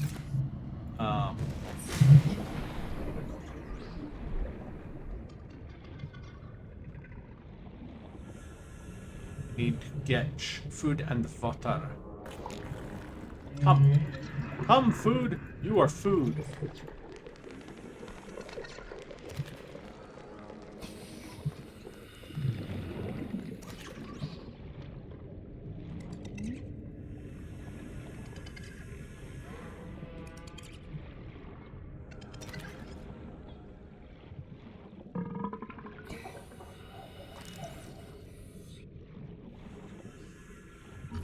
You know, I told you there was one right here, and I just, for some reason, I didn't see that thing. But no, remember when I came over here and I was like, where is it? And I couldn't find it? There it is. For some reason, despite being right there, I couldn't see the dang thing.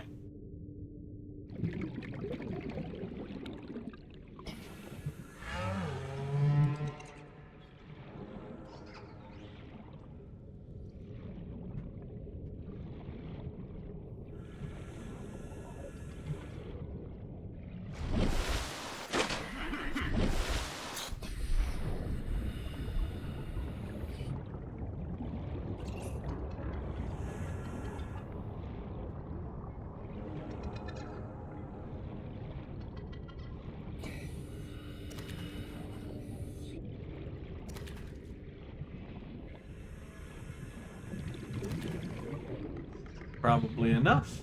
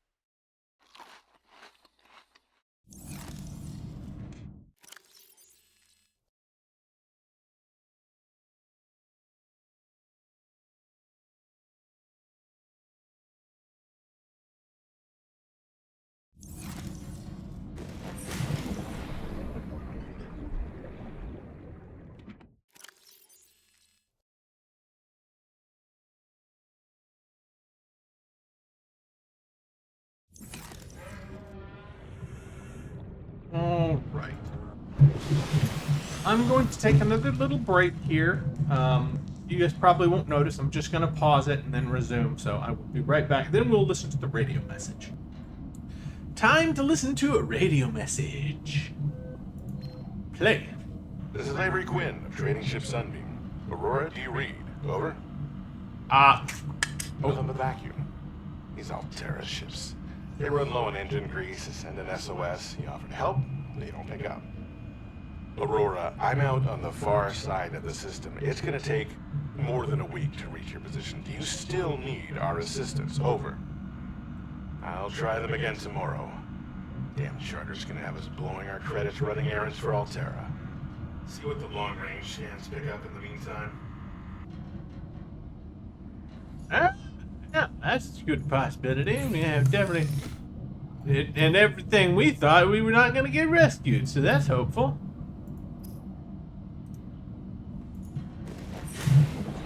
All right, back in the water again. Back in the high life again.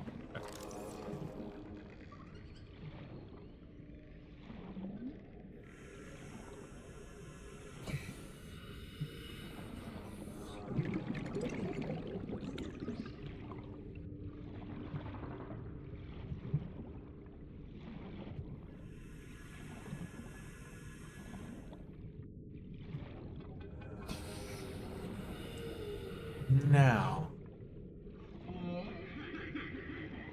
gotta remember what our next step was. Right there, and now I've forgotten where we were. Not what I need. That's what I need.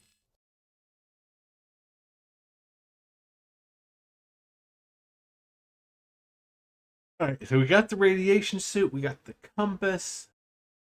Ah, yes.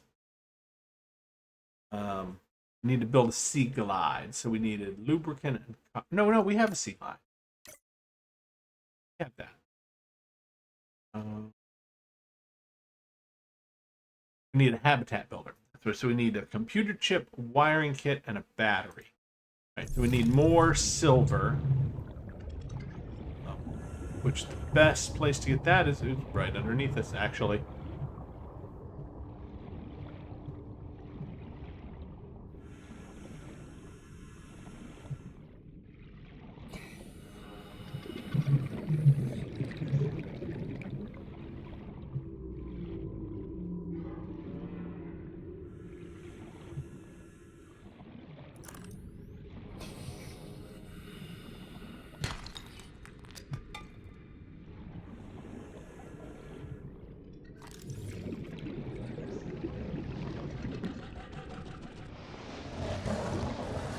Scan the monstrous sand critter. Scan the monstrous sand. Come on, come out, sand critter.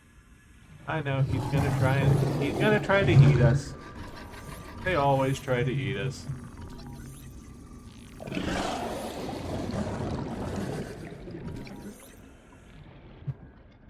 Unpredictable as he is. There we go.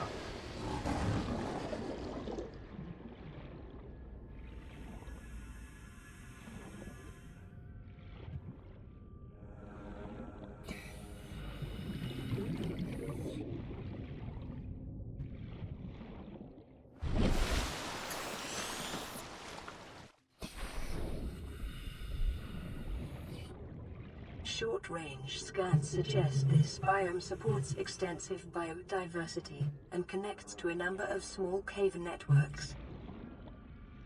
Let's see. This biome.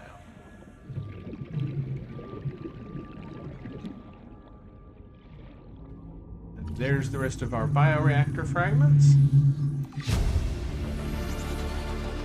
Near blueprint acquired.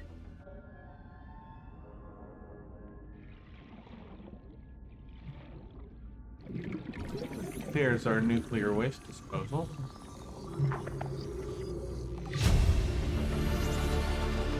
Near blueprint acquired.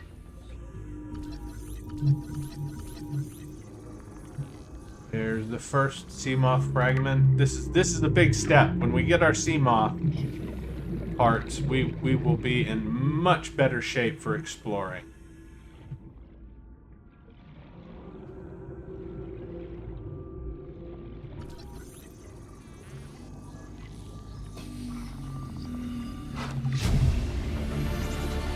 Integrating new PDA. These guys are little crack addicts right here. I hate them. They sneak up on you and bite you. They don't do a lot of damage or anything, but they are annoying. Spadefish!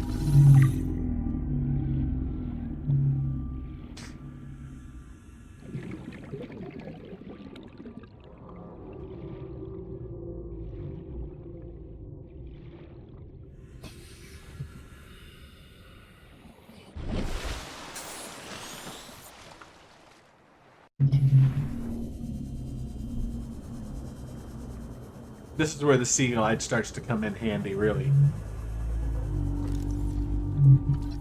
There we go. Ooh, one more.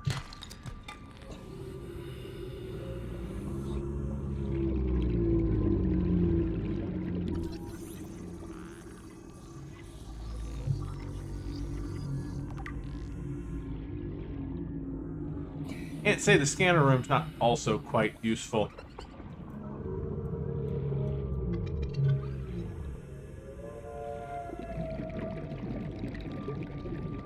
Come here, Reggie. The Reginald, the best fish in the game, nutrition-wise. Which also makes it the best one to put in the processor for in the bioreactor for generating power.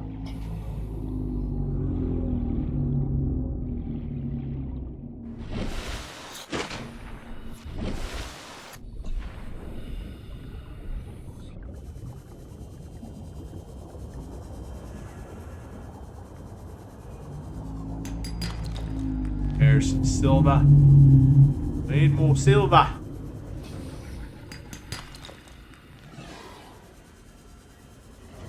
I'd like to find 4. If I have enough space for. We have plenty of space. Don't worry, I'll read you those things we scanned when I get done in this area. Passing 100 meters. Oxygen efficiency decreased. And there's why we need the mask that I made. We don't obviously can't use it now. Stop doing that.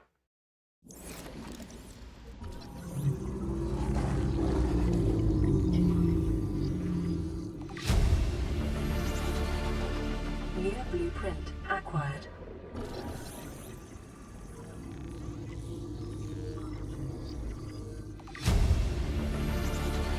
Alright, come on. We need one more Seamoth fragment. That's all I'm really hunting for here.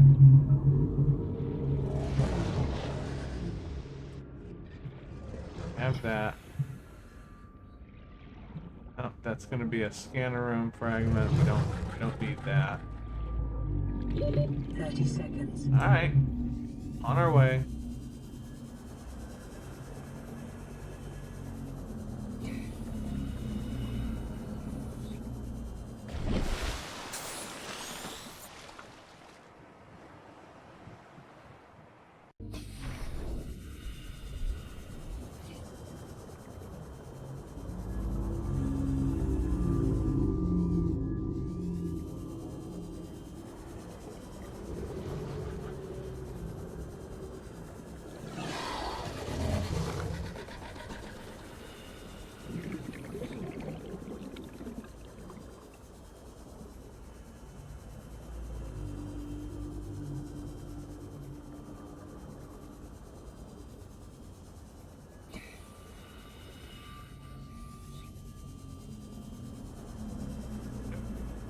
not where we want to go.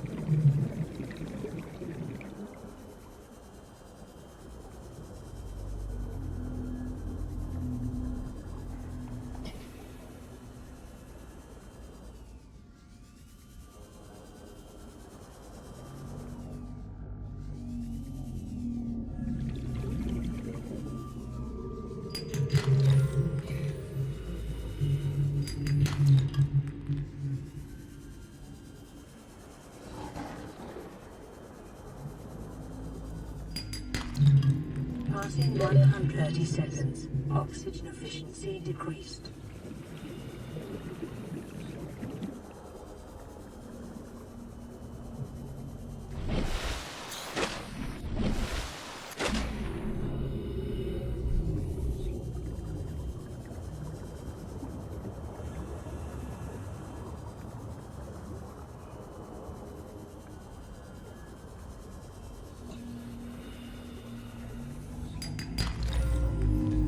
Oh,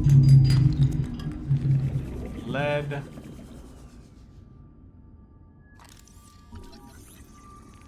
Got the whole bioreactor, right? Yeah, I did.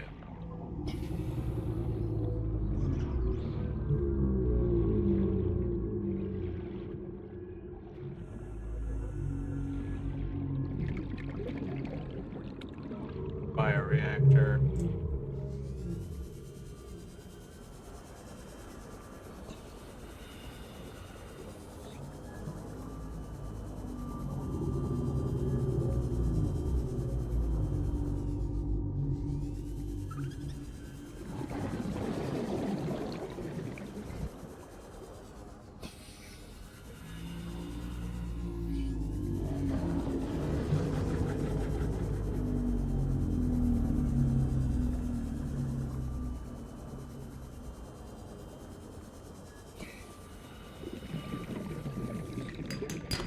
There's one. One more.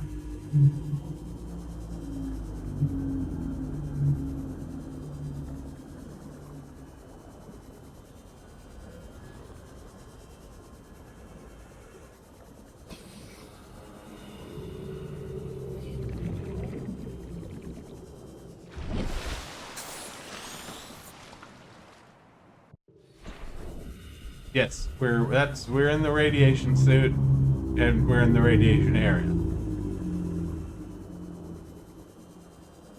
And that Passing 100 meters. will be the piece we needed. Oxygen efficiency decreased.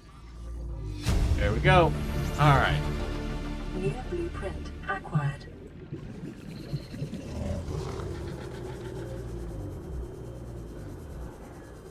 We need plastic? I don't think we need.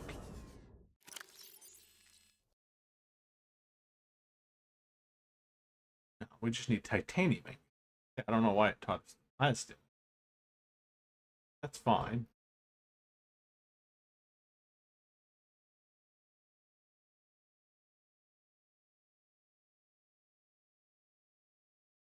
Still need to get the laser cutter, but that will get no problem here on.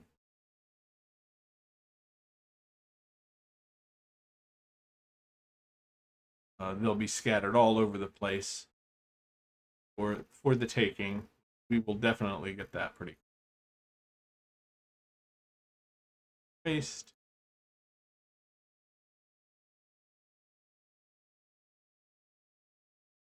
Scanner room. This advanced habitat module can transform a small outpost into a burgeoning science and exploration.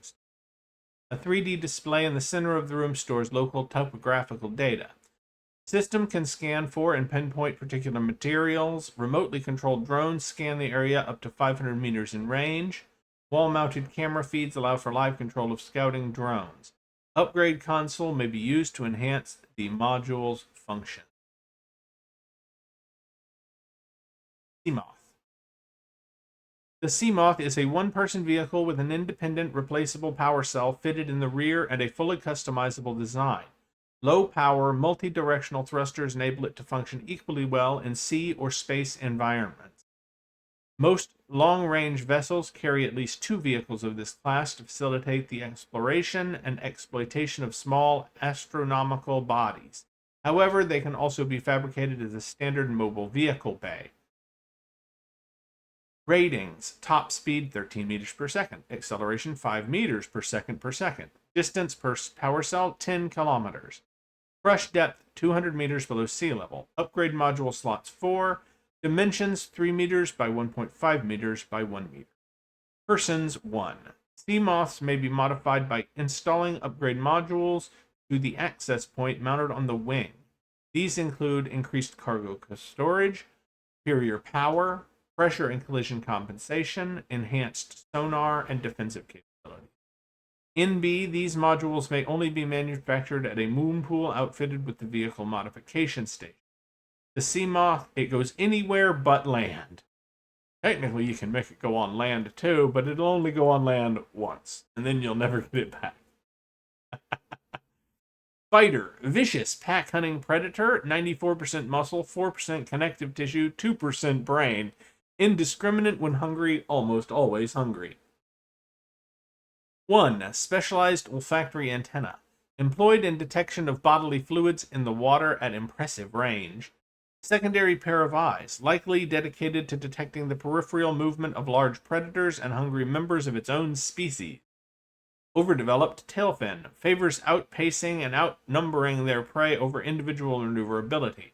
Calculations suggest creatures up to 100 times the biter's body weight could succumb to a focused assault by a pack of 10. Avoid packs. Try not to bleed. Sand shark.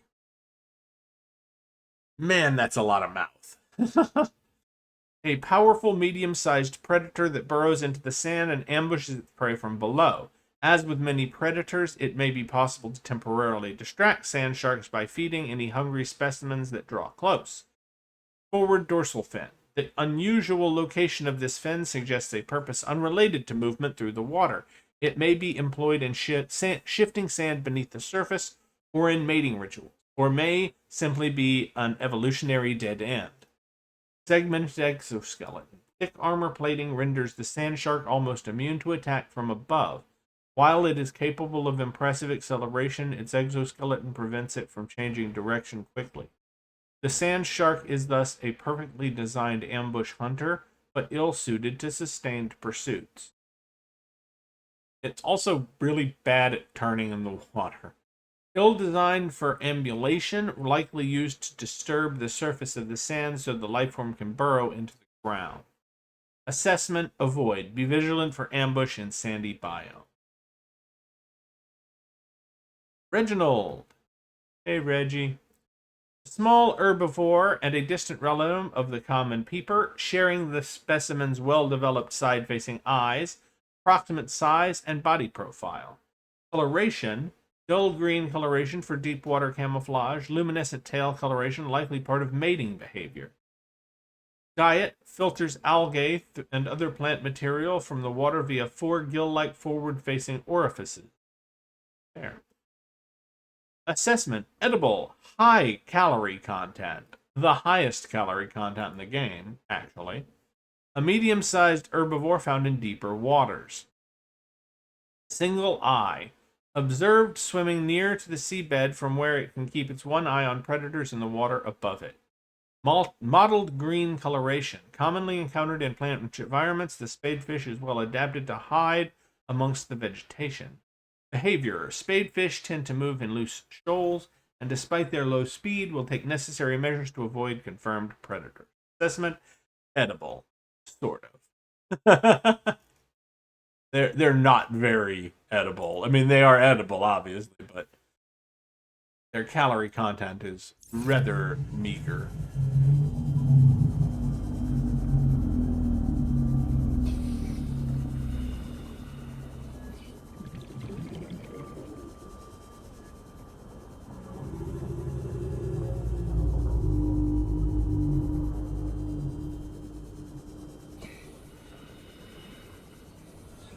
Now, one of the things that I miss is my map.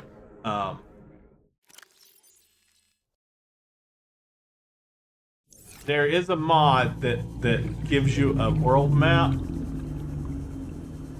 and it's super helpful because it doesn't, and they've made it really well. It doesn't have the it doesn't have the wrecks pre-marked on it, but when you find one, it marks where it's at, and you can change the color so that, you know, you can mark the ones you've been to and the ones you've been to but haven't finished, etc., etc. Let's cook us up a Reginald. Hey, Reggie. Get in my belly!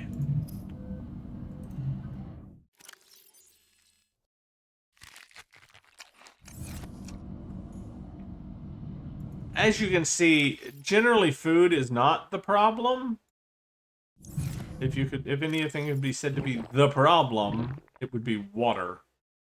Water is you run out of it faster than food. It takes more of the aforementioned to fill you up than most foods do.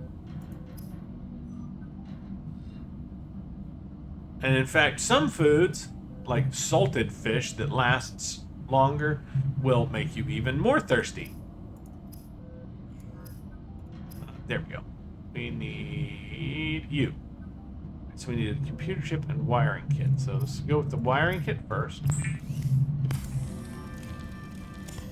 And then for a computer chip, we have gold. We need 1 copper wire. And that table coral.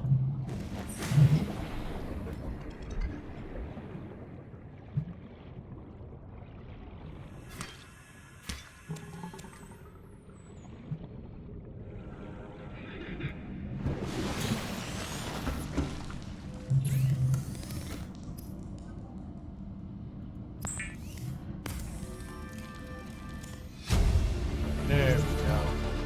New blueprint acquired. The Builder 2 is designed to construct habitats capable of withstanding extreme environmental conditions.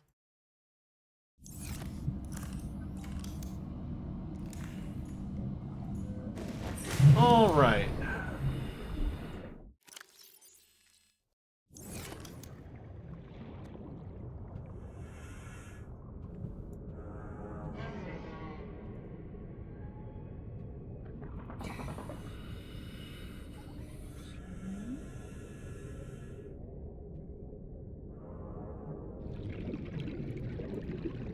Alright, so first things first, we will build our initial operating base.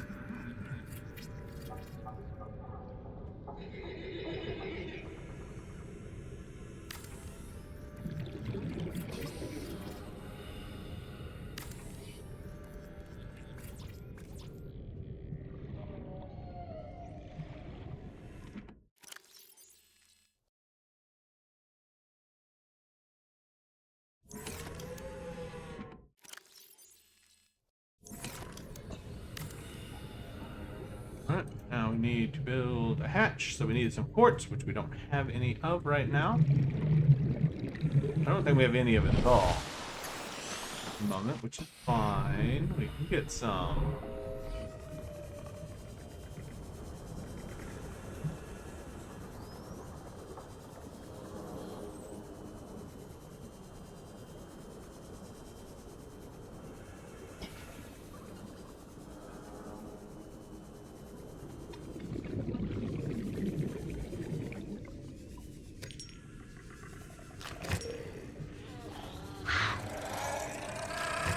Haha, can't catch me now, bastards.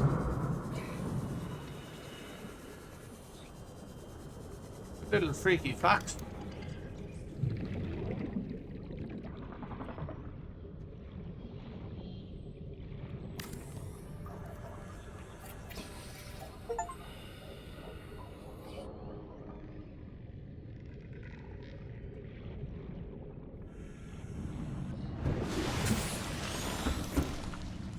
We are going to need some more quartz. And we're going to need some of our copper. Let's listen to the radio message. Pre-recorded distress call. This is Ozzy from the cafeteria. What the hell, guys? They didn't warn us this might happen. Our pod was almost crushed by this Seamoth Bay on the way down. Now we're hanging on the edge of a cave system, and this grim-looking snake thing's trying to eat through the hull. Come get us already. Signal location uploaded to PDA. Okay.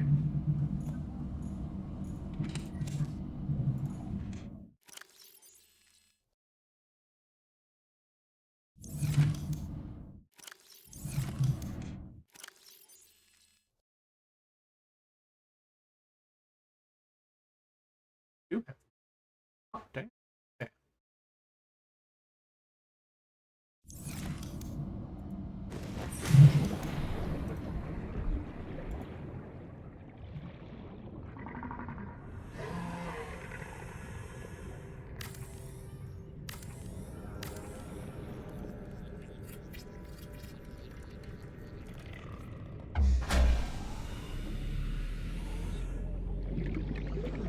Power restored. All primary systems Welcome aboard, Captain.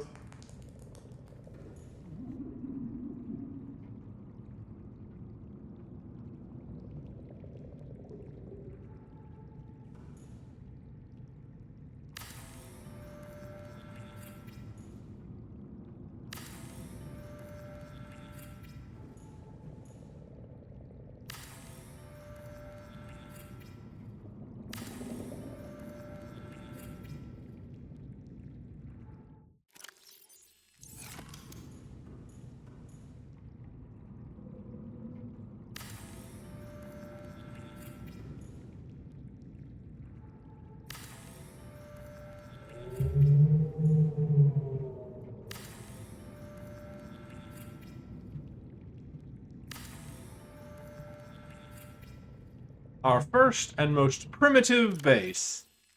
All right.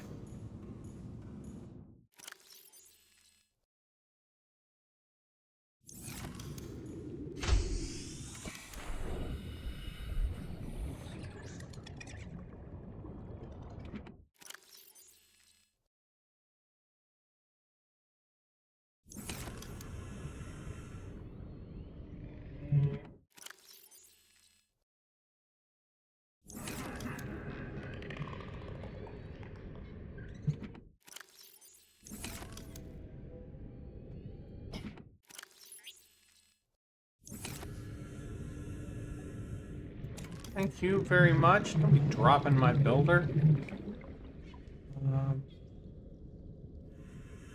Trying to remember how to pick these up. There we go. From the side. From the side. From the side. From the side. From the bottom. All right.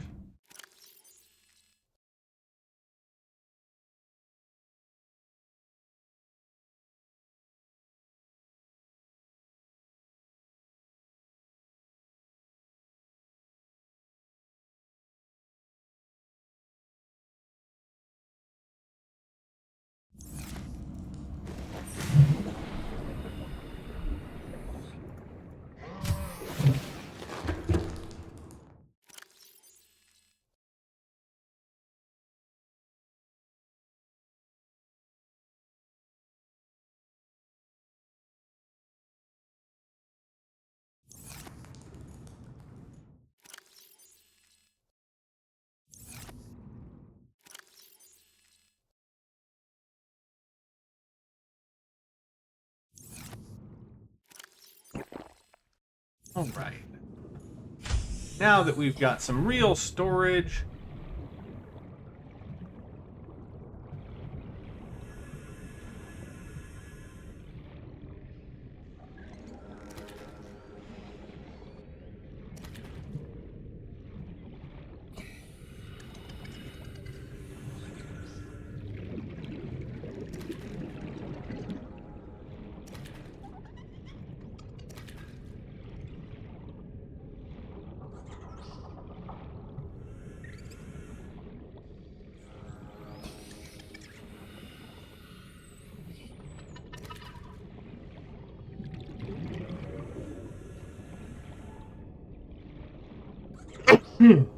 pardon me.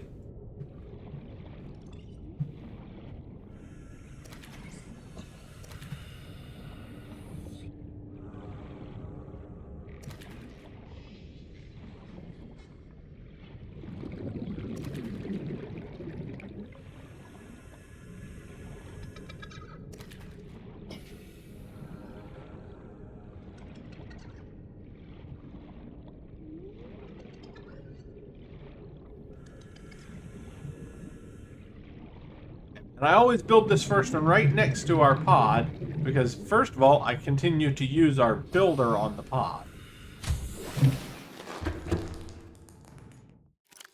For quite some time.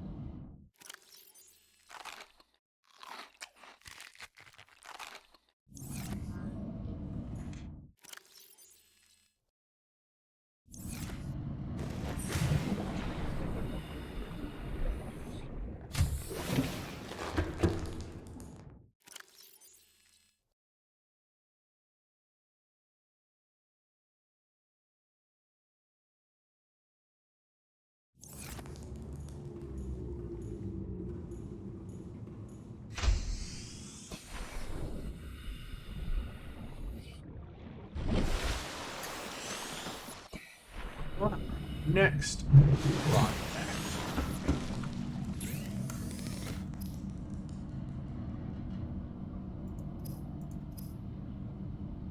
It's this bad boy. Alright, so we did a titanium magnet, lubricant, and a power cell. So that's gonna take.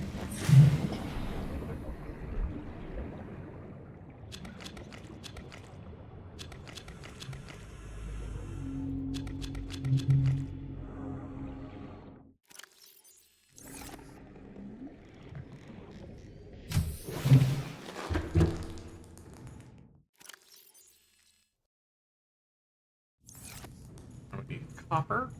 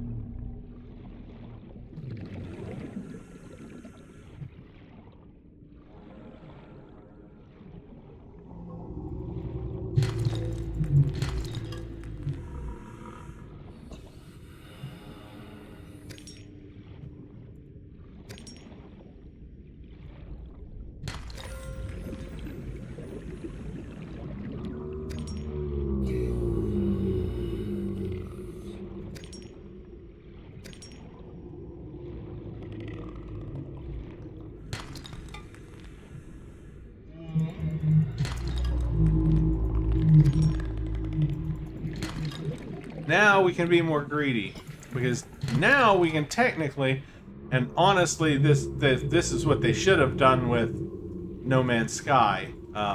They should have made it so that you can build basically an unlimited amount of storage by collecting resources and just making the storage that you build, you know, immobile. You have to build it only in your base. But yeah, they didn't give the base itself any storage. Well, until you get the freighter. But then the freighter's, storage, it is the first one that you get that is shareable, really. At least in normal mode.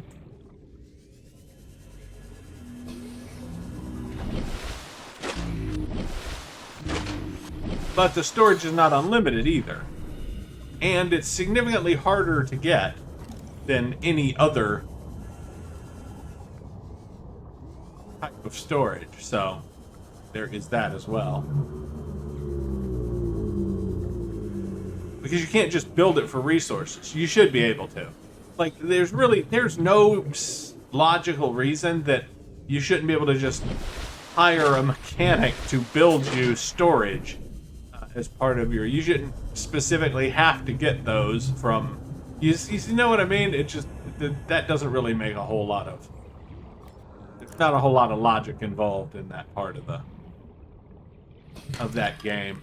You can tell I'm still stuck on that game. I'm talking about it while I'm playing something else.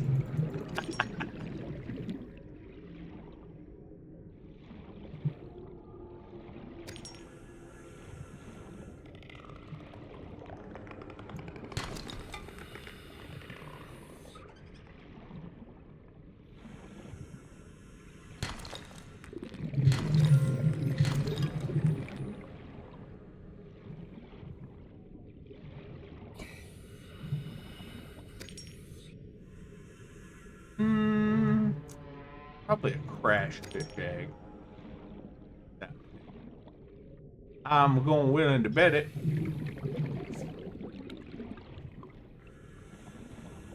I don't pick up any eggs at this stage. They can be fun to hatch if you get ones that are actually, you know, good eggs, you know, with cool things in them.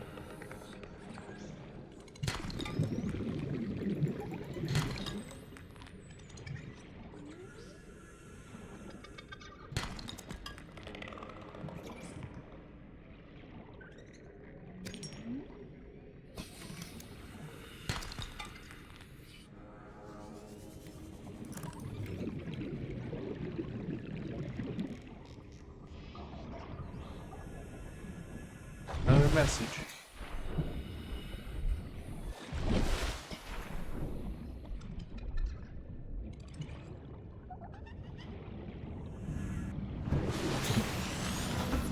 Alright, let's check our messages. Aurora, this is Sunbeam again. We just picked up a massive debris field at your location. No shit! I didn't know how bad, how many of you... I didn't know. We're now en route to your location. We're gonna bring you home. Sunbeam out. What else can I say? The only time I parked a rig this big on a rock that small was in VR. And I blew it. It's a bad option, alright, but so are all the others. Well,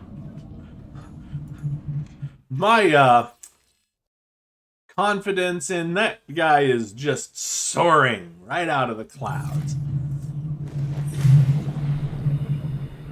I mean, we can't actually talk back, so it's not exactly like, you know, we can be like, no. Welcome aboard, Captain.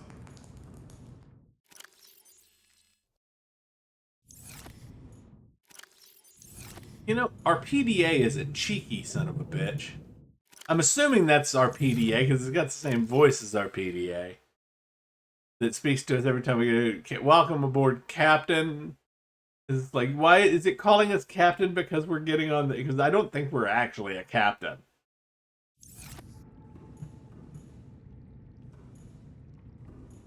Okay. I'm trying to remember...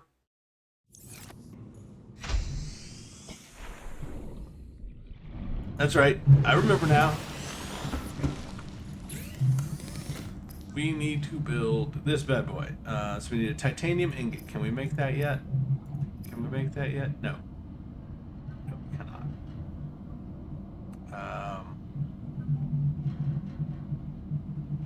And we need lubricant, which I can't make that right now either. I need to... Okay, so...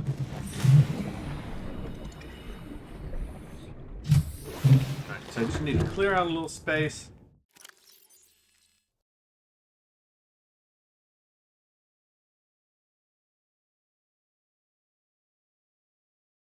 That's enough for now. Alright, so we need to go get...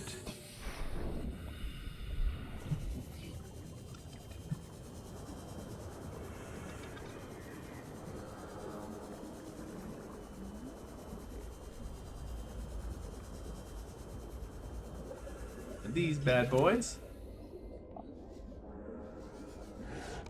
I think we need more than one. We're gonna need some rubber, well as lubricant. Might as well take them. Come on, give me them all. There we go.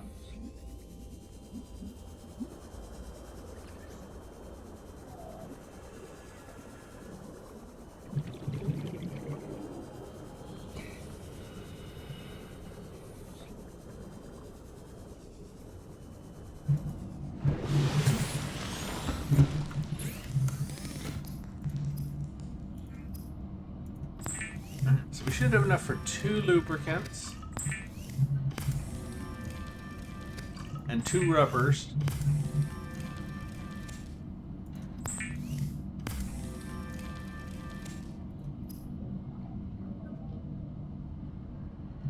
So we need... Yeah, I need to grab my acid mushrooms.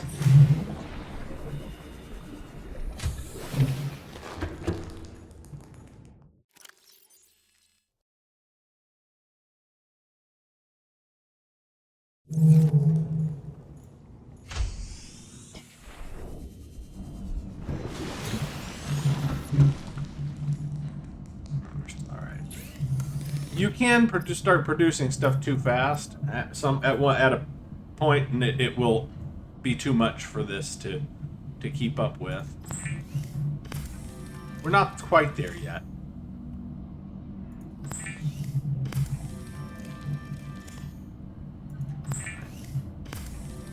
So we got our power cell. Now we just need our titanium ingot. That should be relatively easy to get. Go.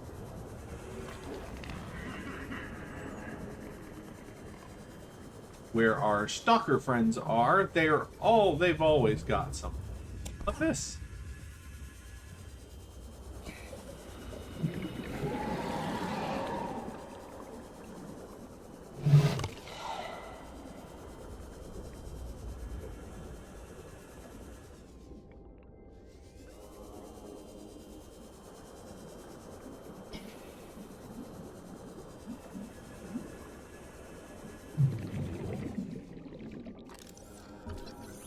This is also worth, these are also worth a couple. Just scanning them.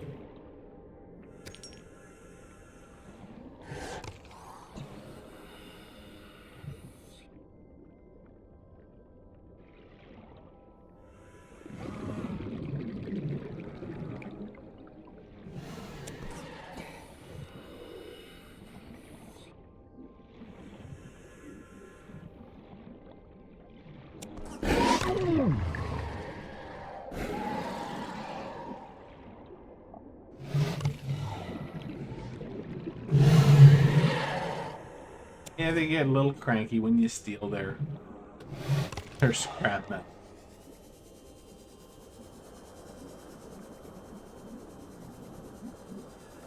They never seem to run out, though.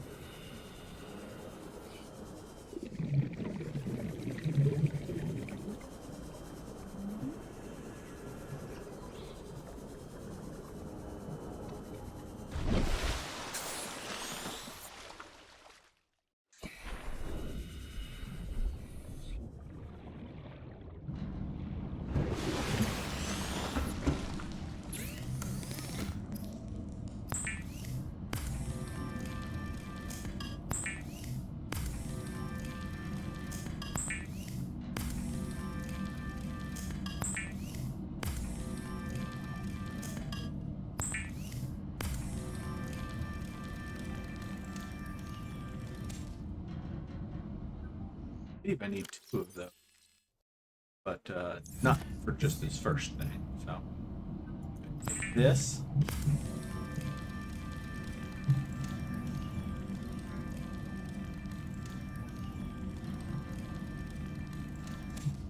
Hello, my constructing friend.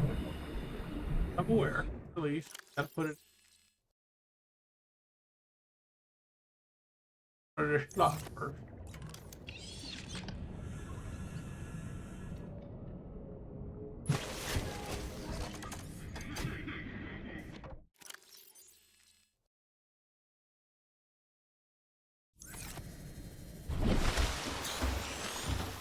Use.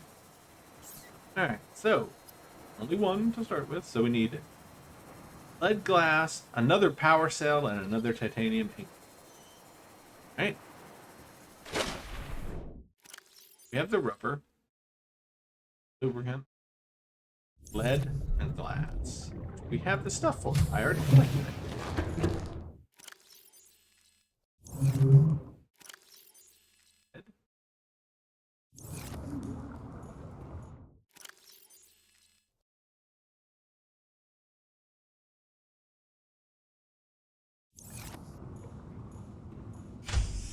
should be able to make it quite rapidly.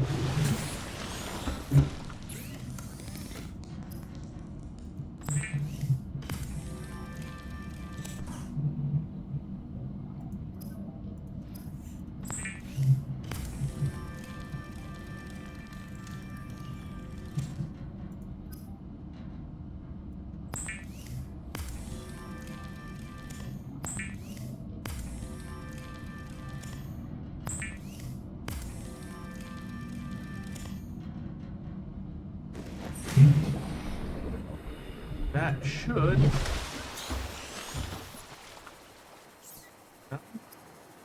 Let's see. Oh, one more glass.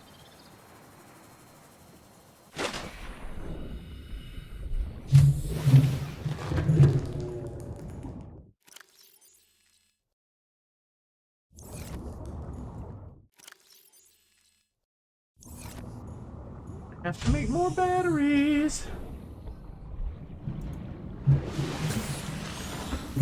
There is a trick for that.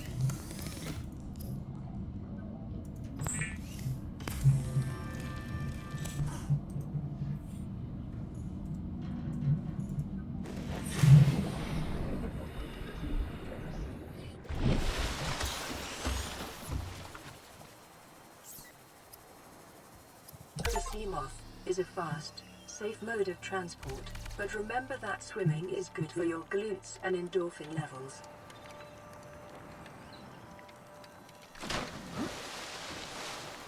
One Seamoth. Oh yeah. Also known as portable air supply. That's right. It's more for the portable air supply than it really is for the transportation. Though it is nice for the transportation as well. Okay, so we need...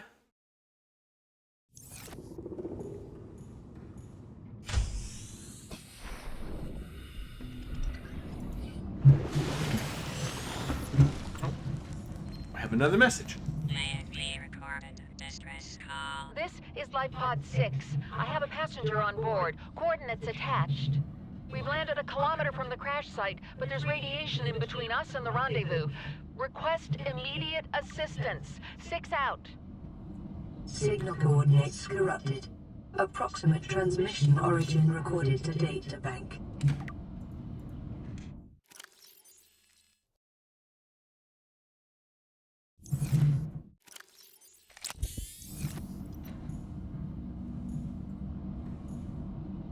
Okay.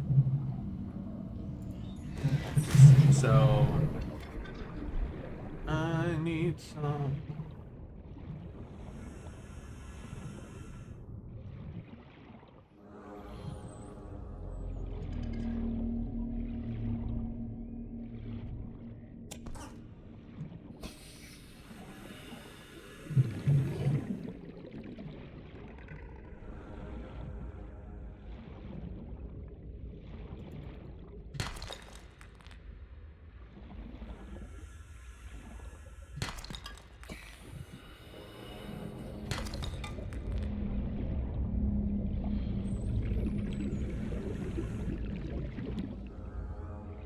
Looking for one of these.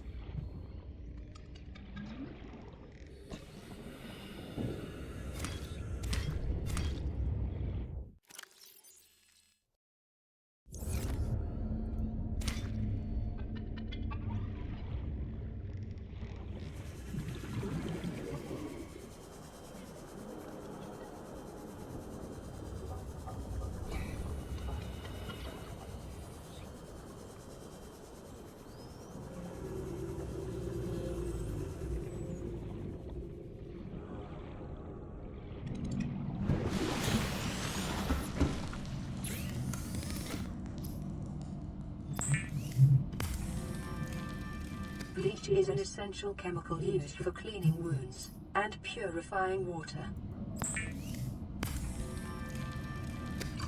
Preparing the day's water ration ahead of time will help ensure against dehydration and eventual death.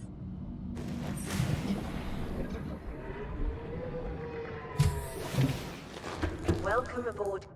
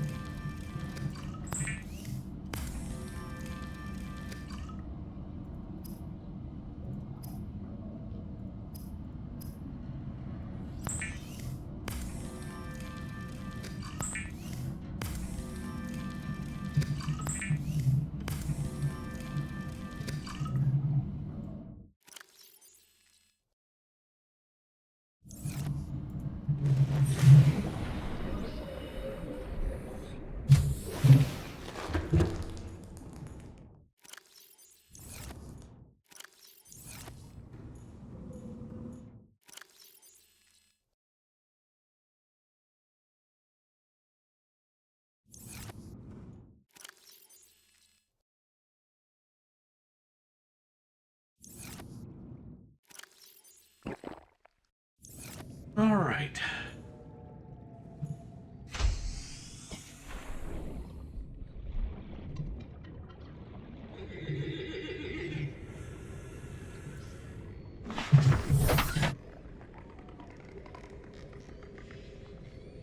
Thinking.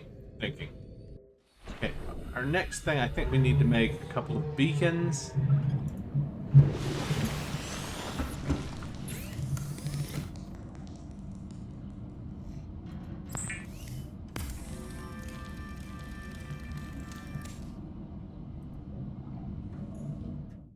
Need more copper.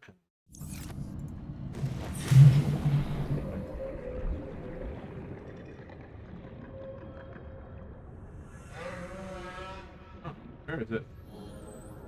There's storage here somewhere. Or is it... Maybe there's no storage yet. Maybe I have to add storage. I think I may. I guess I'm just so used to it already having storage whenever when I get to it. So there's no storage yet. That's fine.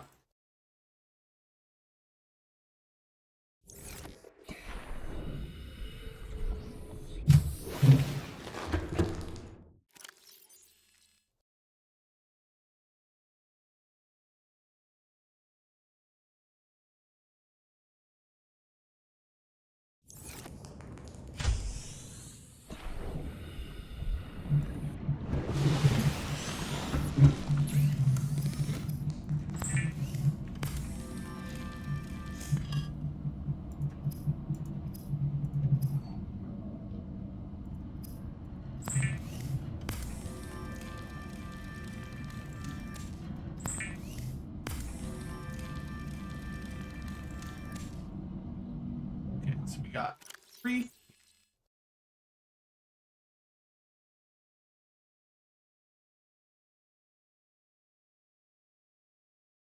What did we get? Oh, codes. LifePod 6 transmission.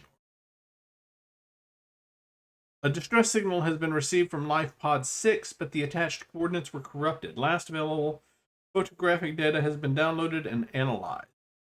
Crew requested assistance navigating radiation, sunk to approximately 100 meters, located in an area dense with red grass near a number of natural arches and rocks.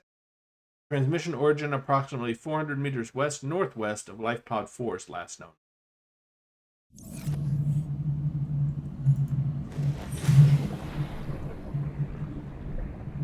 Oh, I'm not hitting the right buttons. Okay, so...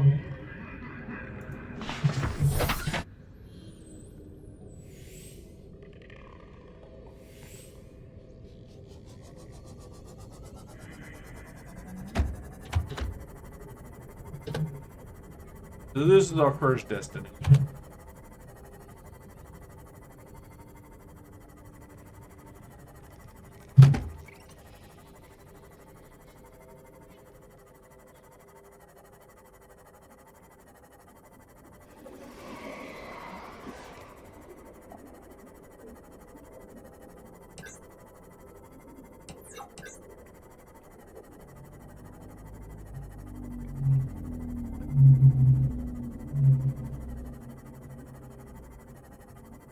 Here she blows. Local scans show a nearby cave entrance, depth 90 meters, leading to an unknown environmental biome. Oh, I forgot. This is where I need to... We're gonna have to go back. Yeah, that's fine. We'll go back after this one. Integrating new PDA. Ozzy's log. It's the day of the crash. I don't know what the heck is happening. I'm scared and I'm not going outside. There are shadows in the water under the hatch, but I can't tell if they're rocks or aliens. And there's weird-looking caves nearby. The Aurora was carrying everything needed to build the phase gate. Mobile vehicle bays, bioreactors, propulsion cannons. It had a cinema. There was a zero-G gym. My cafe. I don't understand how we're here now. I don't know why no one's coming for me. Poor dead bastard. And he's definitely dead. Look at the fucking hole in this thing.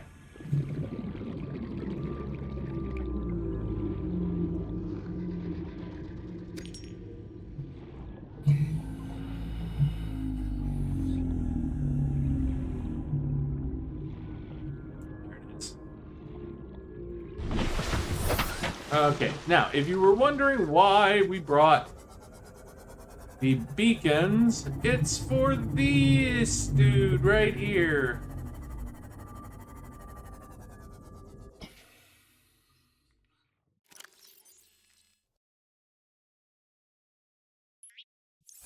Hello, Mr. Beacon.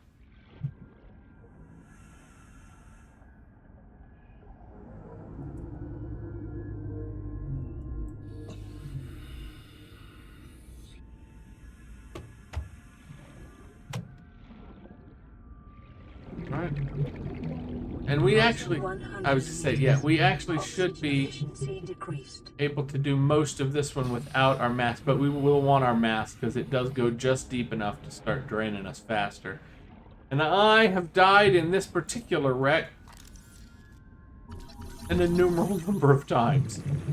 Because it's one of the biggest ones, so it's easy to get lost and get turned around and end up not being able to make it out fast enough.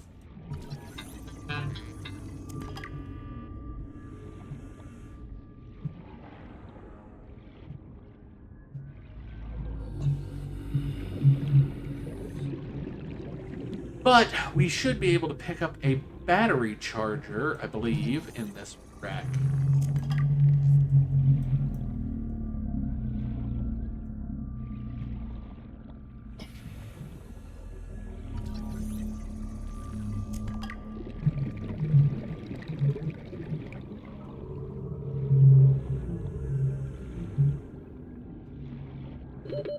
Seconds. Mm-hmm.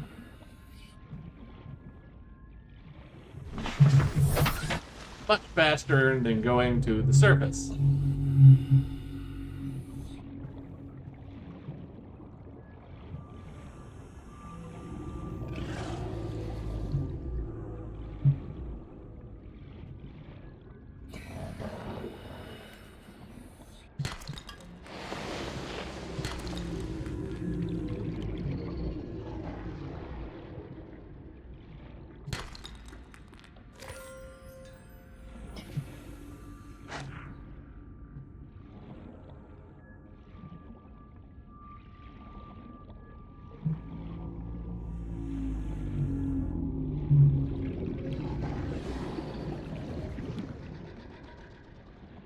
Detecting increased foreign bacteria levels in the water. Performing a self-scan is advised. Mm-hmm. Passing 100 meters. Oxygen efficiency decreased. Welcome aboard, Captain.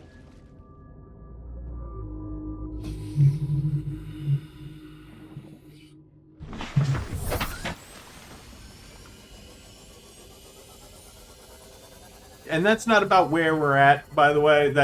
It's just this is the time it's supposed to happen in the sort of laid out time frame and everything. It wouldn't matter where we actually are. We'd get that message, and as you might guess, as soon as we scan ourselves, we're going to discover that we're infected with bacterium.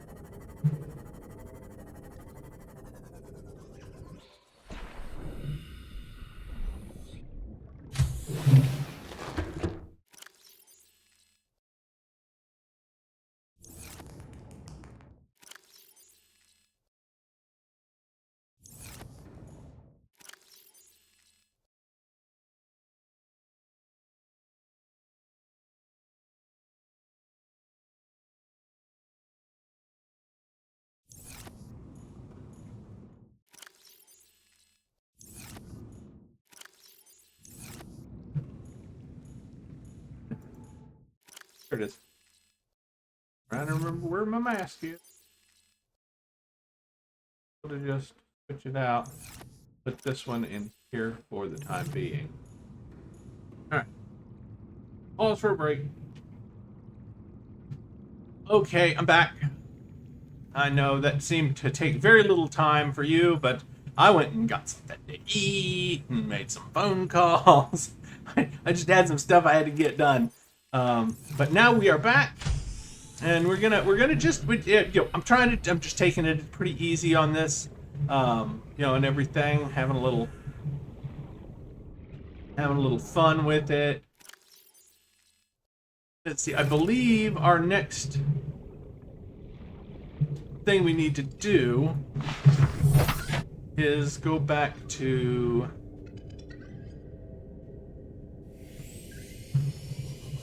there.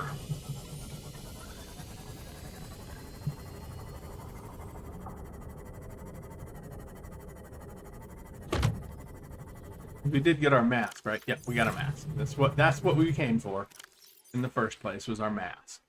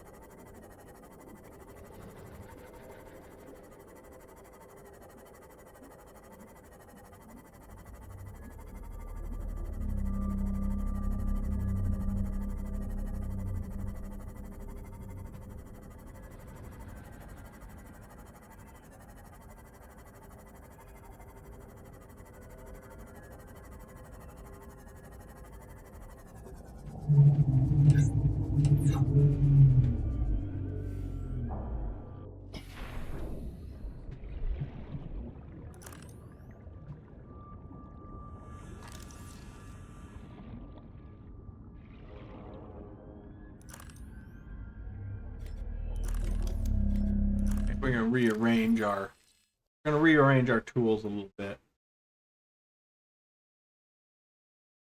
We don't actually need that one in our lineup at all right now.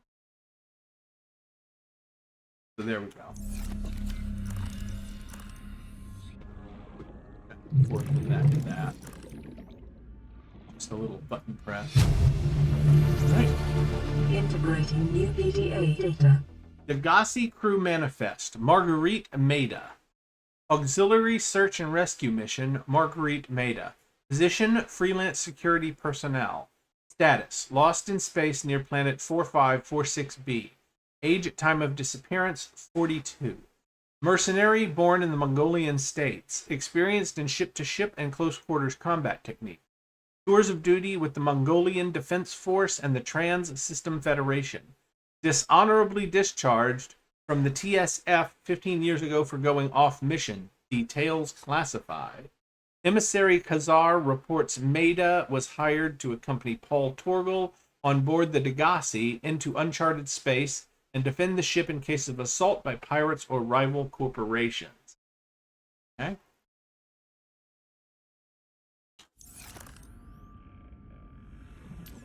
So now, it's hard to tell if this is supposed to be, if this ship is supposed to be part of the wreck of the Degassi, or if it's supposed to be part of the wreck of the, of our ship.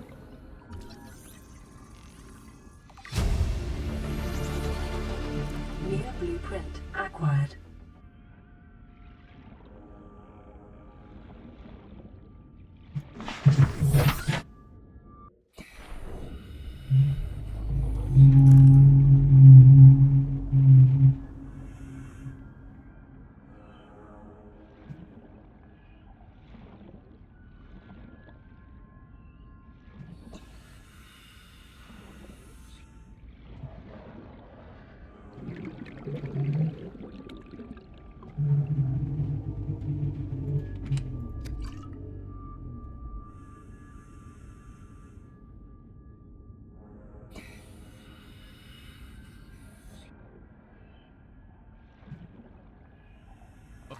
Here's the part of the battery charger.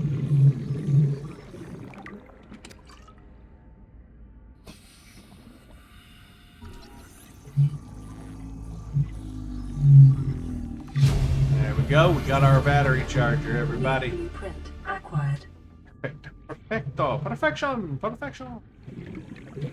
Alright, we need to head out before we die. Da-da-da. Yeah, I think you can see how you might get turned around in this and fairly easily succumb rather quickly to drowning if you don't turn around. If you get to the middle of your air supply, you need to turn around and start heading back out.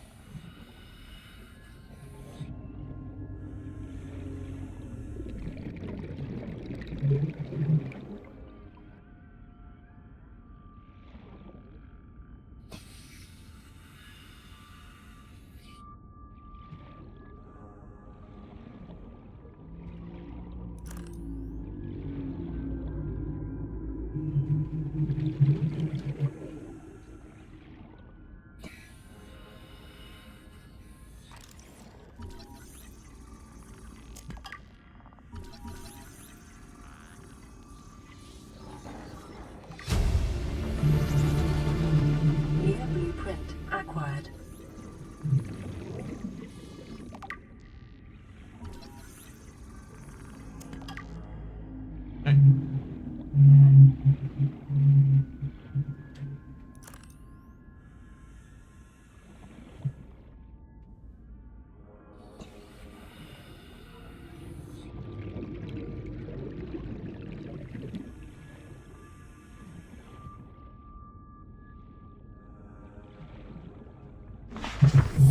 Welcome aboard, Captain.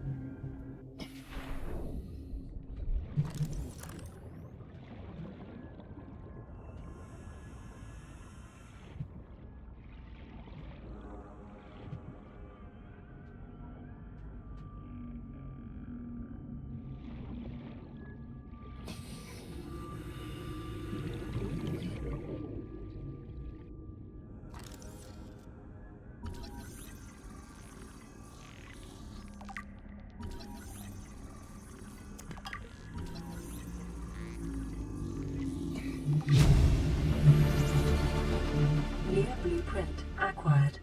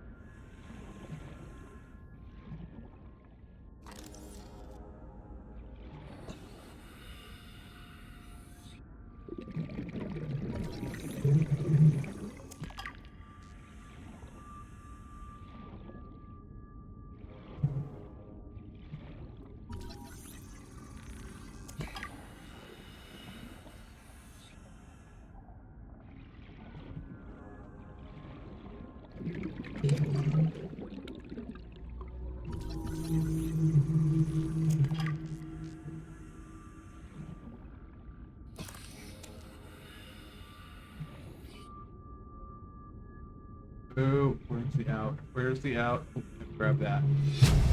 There it is. Integrating new BDA data.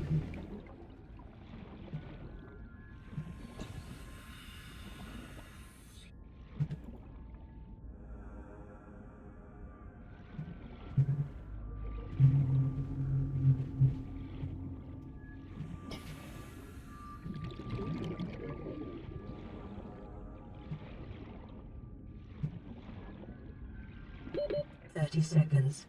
I know. We're cutting it close. Ooh. Okay. Okay, so we were very near the bottom there. So we can start from over here now, and we'll be closer. Where is it?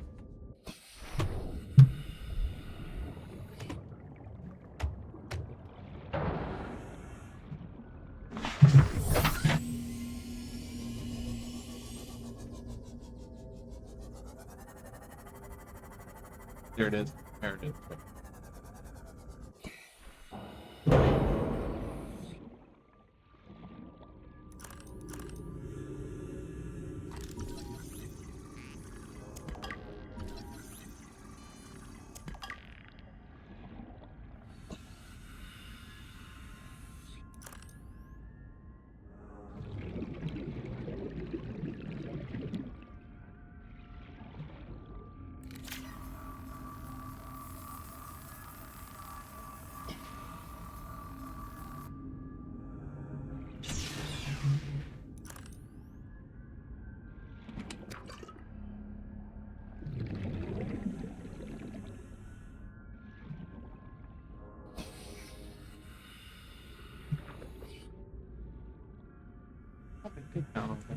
I must have, because it's not downloading it again. I think we got everything, but I have to I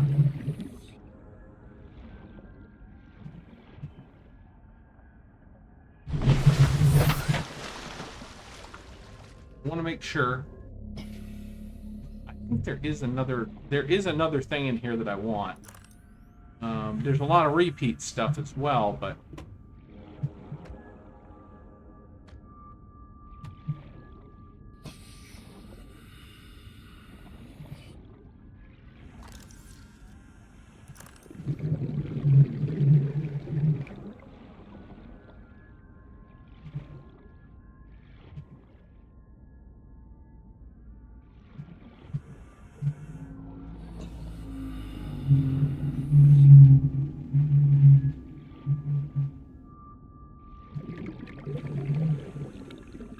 it's in here already. In here.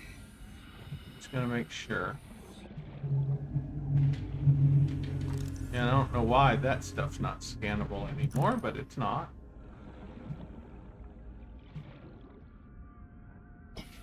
Up there to go through. All right.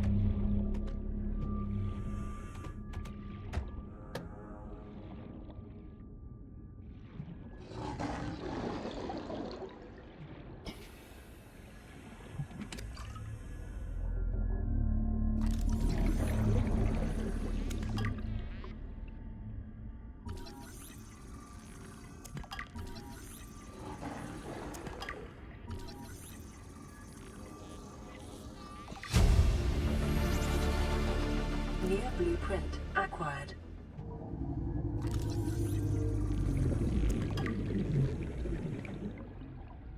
Maybe it's not in this one. Maybe it's in one of the other ones. I could have sworn that there was one more thing in here. Of course, the picture frame wasn't a total loss. We did get another thing we hadn't gotten yet, but it wasn't what I was thinking it was supposed to be.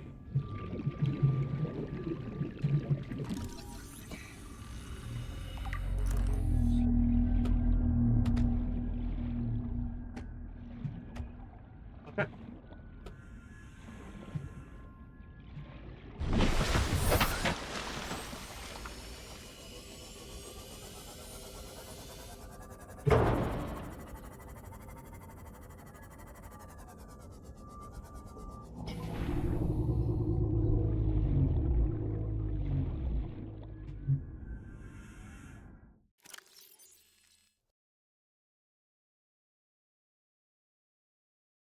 We'll come back for it.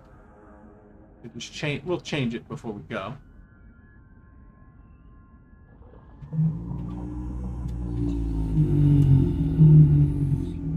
Right, that marks it as completed.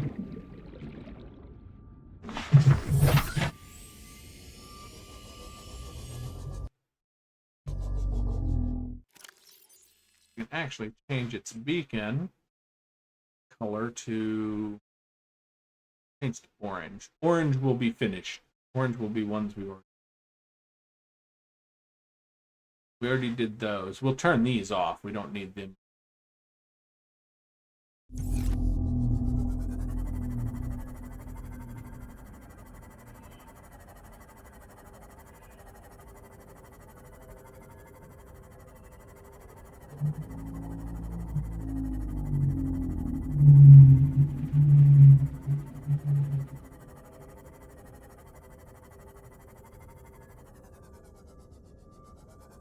Almost forgot to do something. But actually, we need to go back before we go there anyway. There are caves in them there grasslands. We need to do that. There's a bunch of good stuff down there in them caves. That's what we actually needed the mask for, was the caves, but yeah, you know.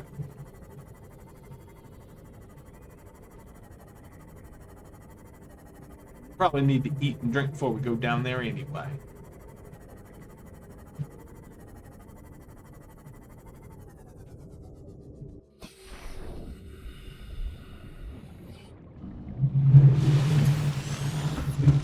Ooh, looks like we got another message. Alright, so we got the laser cutter, but we can't make it until we get diamonds, which we aren't going to get for a little bit. We are going to get them soon, just not right this moment. I don't actually want to... I actually want to use that stuff to build some other stuff. Oh, no, you're right. I know, I can't do that.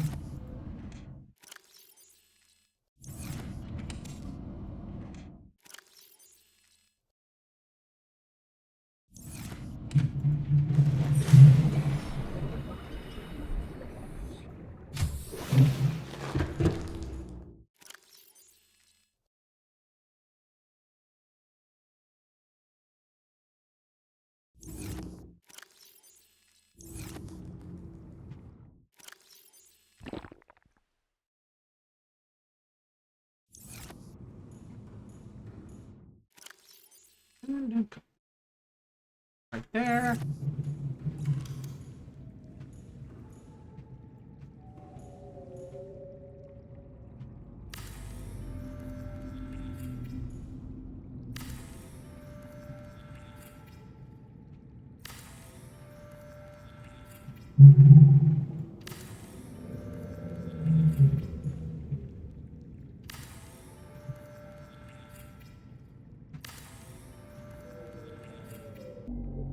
I'm sorry, guys. I seem to have paused it and then unpaused it and then repaused it by accident. I'm not sure where we were before, but now I'm going to tell you where we are. We finished salvaging the wreck. I went back and did some maintenance, ate some food, drank some water, and now we're back on our way. Recharged some batteries. Now we're back on our way over here to investigate the hole in the ground, which is right there. There it is.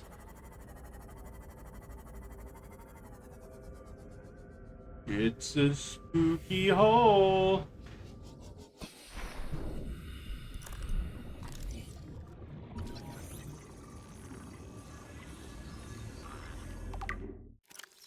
Violet bow, a common luminescent plant which grows in patches on the seabed. It does not get more simple than that.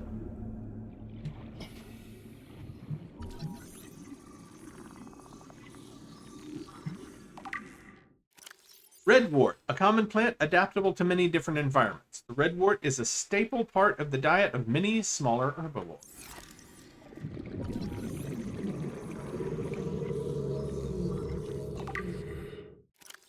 Curled papyrus. The function of the distinctive curled leaves on this aquatic plant is not immediately clear. It is possible the leaves unfurl in low light conditions, or that they are designed to channel water currents through the main body of the plant, thus enhancing nutrient take-up.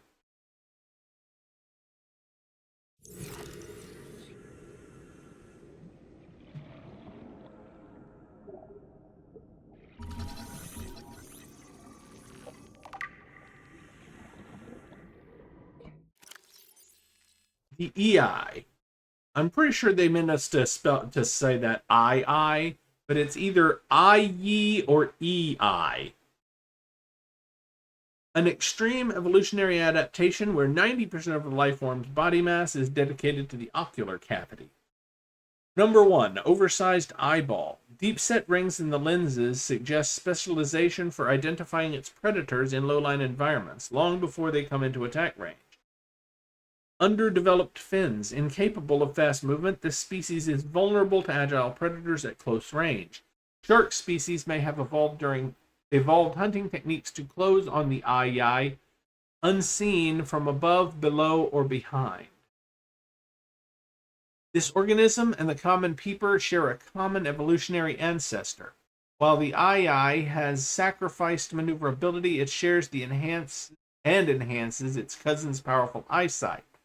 The ancestral alpha peeper may have been one of the first life forms on 4546b to develop eyesight many millions of years ago. Assessment, edible, low calorie count. It's all eye. Of course it's low calorie count.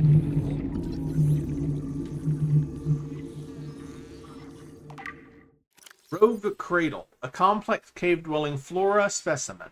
The bright yellow core of this plant is protected by a rigid cage, presumably to ward off medium-sized herbivores.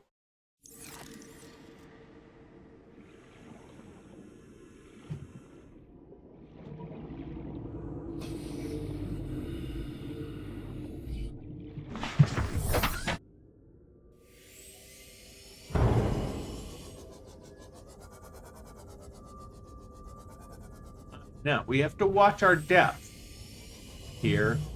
We're limited to 200 meters before we start taking damage.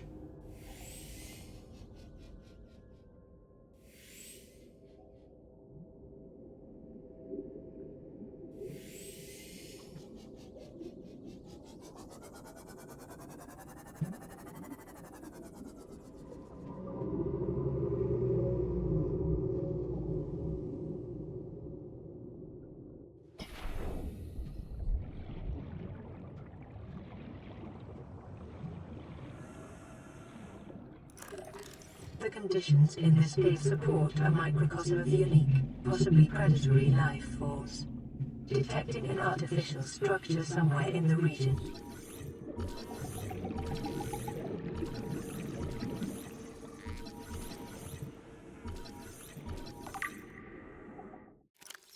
The oculus. The specimen shares genetic similarities with the common peeper. While the shallows and the cave systems are separated by just a few meters of rock, foodstuffs and threats in each biome are completely different. It is possible a small school of peepers was once cut off in the caves, and the oculus species is how they adapted. Highly developed night vision. Large, complex eyeballs provide this herbivore superior vision in the dark and an intense phobia of light. Lack of beak. While the peeper uses its beak to break down tough corals, the oculus likely feeds on the soft fungal growths of the jelly shroom caves and thus has no need of one. Separated tail fin. The caves in which the oculus lives make it hard to escape from fast predators. The oculus has adapted by splitting its tail fin into 5 separate tendrils. These tendrils prevent it from swimming as fast as its shallow water cousin, but each can be detached and regrown, enabling it to escape more easily when caught. Assessment, edible.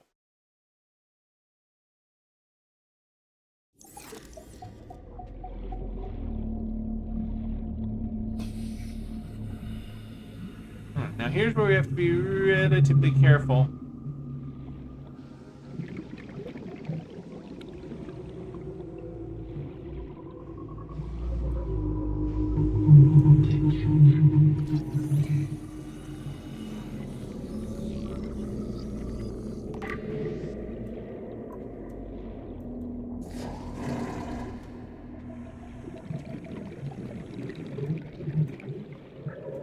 Yeah, these are not where they're showing to be.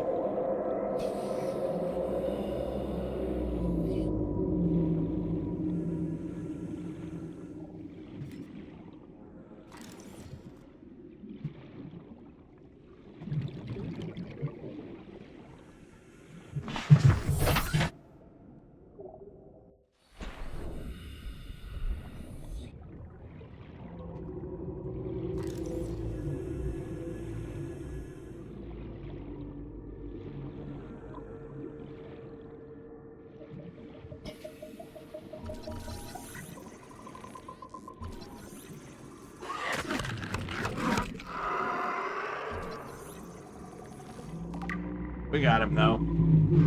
He took a bite out of us, but we got him.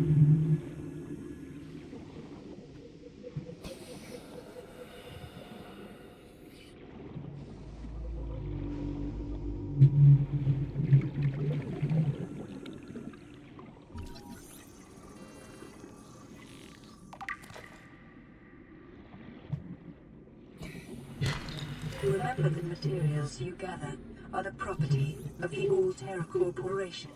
You will be liable to reimburse the full market price. Your current bill stands at 3 million credits.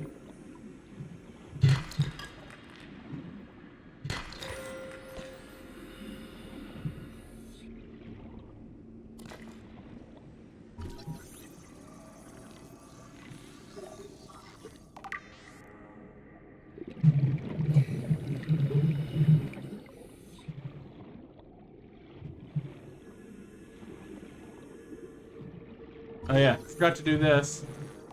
Self-scan complete. Vital signs normal. Detecting trace amounts of foreign bacteria. Continuing to monitor. So yep, we have it in us. We did get some diamond. We should be able to make a laser cutter. I think it only takes 1 diamond. Make that what we can look there. Look, right? Right here. All right, laser cutter. There. Nope, takes 2. We need 1 more. It's fine. We can go. We can get more. All right, so let's see. What do we got here? Magnetite. Magnetite is an iron oxide valued for its magnetic potential amongst other qualities. It is used in many Federation technologies, including sonar and torpedo systems. Assessment essential for advanced fabrication. Shale outcrops. This sedimentary rock is formed from flakes of clay minerals, inside of which rare metals such as lithium can be found. Geological conditions on this planet mean it tends to be found in deeper biomes. Gold, lithium, and diamonds. Crab snake. Crab snake. This life form appears to live in symbiosis with the local flora. All encountered specimens have been located within 50 meters of jelly shroom flora, frequently within the plants themselves. Number 1, jaws. The crab snake has 2 pairs of fangs and 1 larger claw on either side. It plunges these claws into its prey, like us, locking them in place while the inner jaw tears through the flesh. Jelly shroom symbiosis. Jelly shrooms provide the perfect lair from which to ambush their prey and protect their young. The presence of crab snakes likely deters herbivores from feeding on the jelly shroom itself, thus ensuring the relationship continues. Behavior. Crab snakes display territorial behavior when threatened, patrolling the cave systems in which they reside. Assessment. Avoid.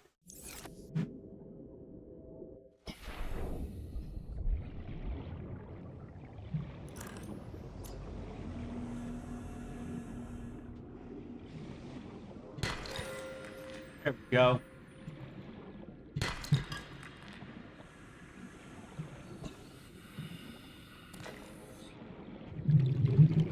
Collect as much magnetite and lithium as we can find down here.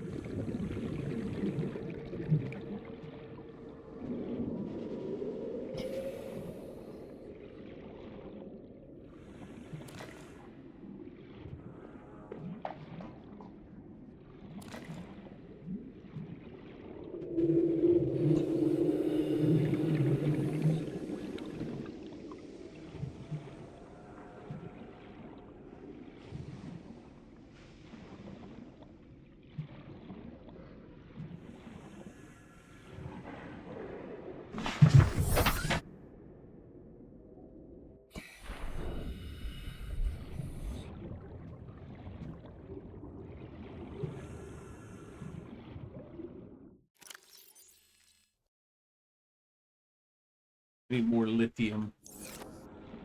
We can find some more of it.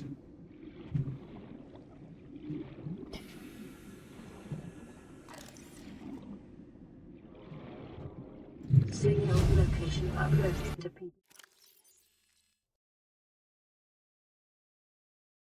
Environmental log. User Partoggle requested cross-referencing of local environment scans with ideal habitat construction conditions, displaying results. Large subterranean cave with multiple entrances. Conditions support a unique microcosm of predatory life forms. Minor structural instability in cave walls. Extensive resource deposits. Average environment safety rating C. Optimal habitat site safety rating B. Site 7 has been selected as the optimal habitat construction site for the following reasons. Close proximity to one of the cave entrances in case of emergency. Medium distance from predatory organisms. Stable foundations on which to build. Ready access to materials. Signal tracking the site has been created.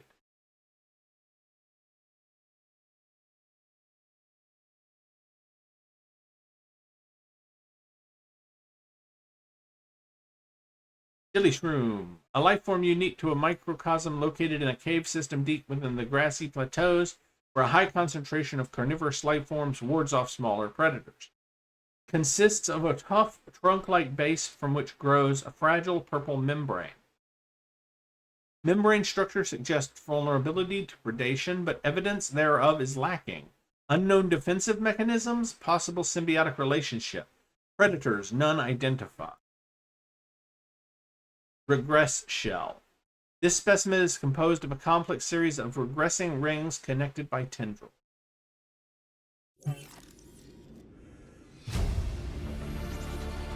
Integrating new PDA data.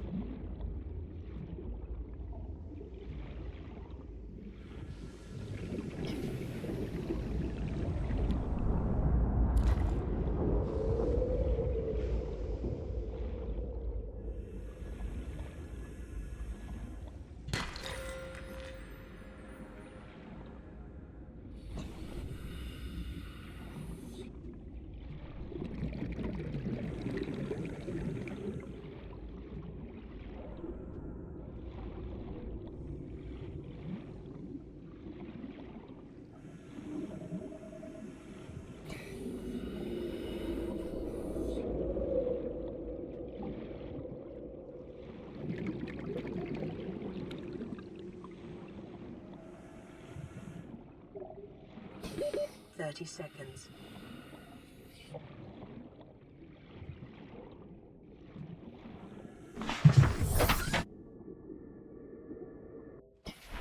We can start using this more now.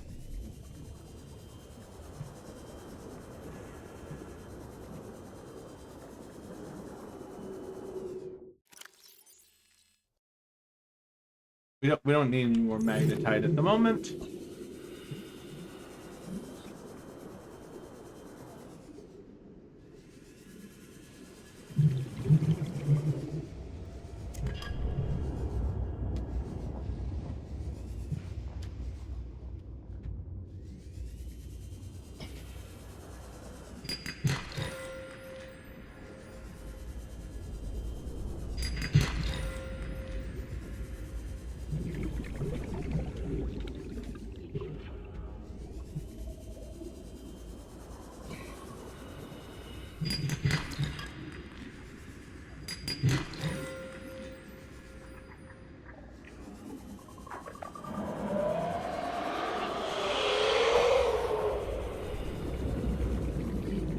Yeah, I heard you behind me.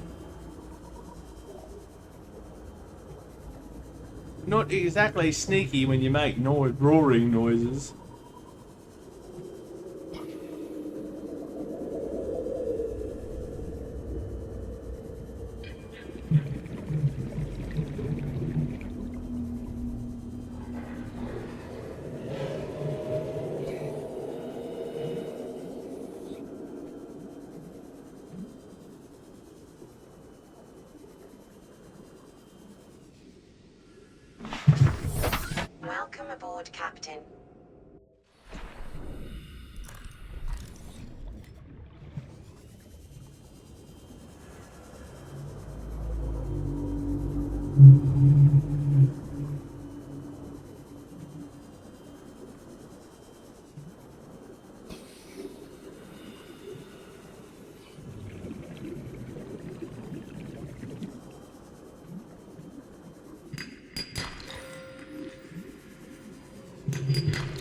There we go.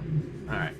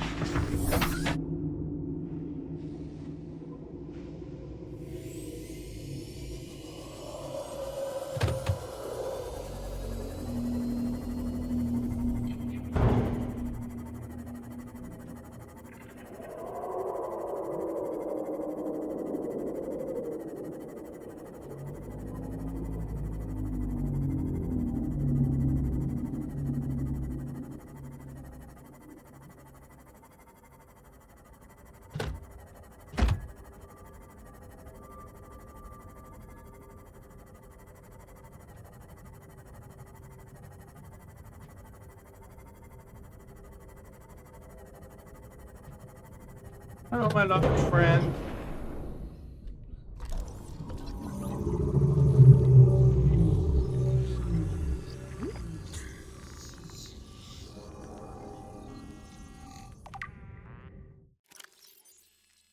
Reefback Leviathan. This vast life form is in excess of 30 meters long and has been designated Leviathan class. Fortunately, it feeds exclusively on plankton-like life forms in the water. Number 1, chitinous shell. Most of the life form's topside and some of its underside is protected by a thick layered exoskeleton. This suggests an evolutionary path quite different from other organisms on 4546b, most of which are vertebrate in nature. The reefback species has likely been able to grow far larger than other herbivores, because anything large enough to break through its shell has long since gone extinct. Enzyme pods. Similar in appearance to the algae glands of the gasopod, these organs on the reefback's underside serve some unknown purpose in its digestive system, and are capable of expelling small quantities of stomach enzymes into the surrounding waters. Local microcosm. An array of different barnacle and plant species grow on the reefback's shell, thrusting their roots into ancient scars in the chitin and taking advantage of their mobility to avoid predation. Nonetheless, reefbacks will often be pursued by the faster, hungrier herbivores, and thus the Leviathan species is a mobile microcosm worthy of years of study in itself. Life cycle. Reefbacks' lifespans likely extend through many centuries, should they survive their initial growth cycle. For the first few decades, their small size would make them vulnerable to carnivorous leviathans. Sociable, seen traveling in small pods and communicating by an echoing call, behavior is consistent with low-level sentience. Assessment harbors plants, small fish, and metal-wrench barnacles.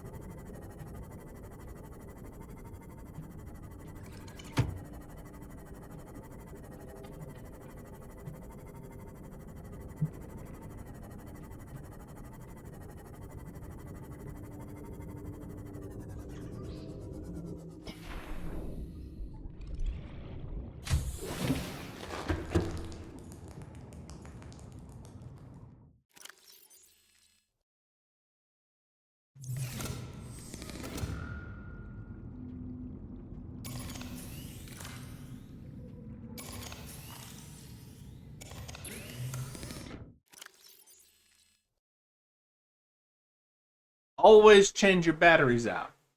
If you've got full ones, always change them out.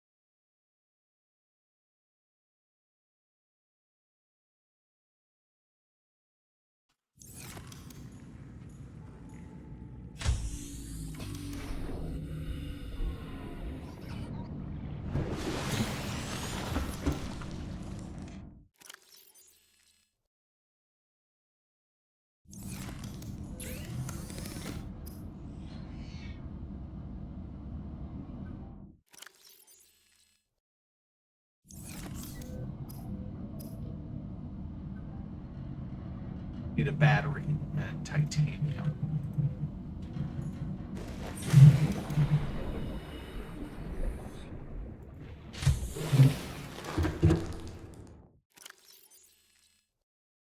Titanium.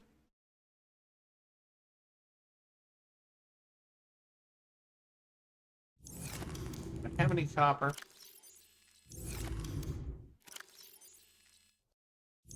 I don't think I have any copper. I have a little.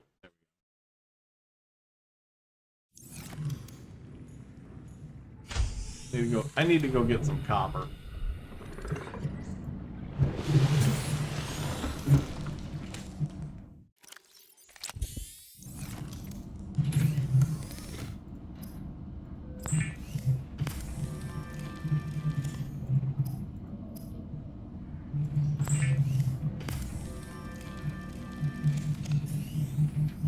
Alright guys, I'm going to call this one at the end of the session while we're at our base here, and I will pick up where we left off in a new episode for cave exploration.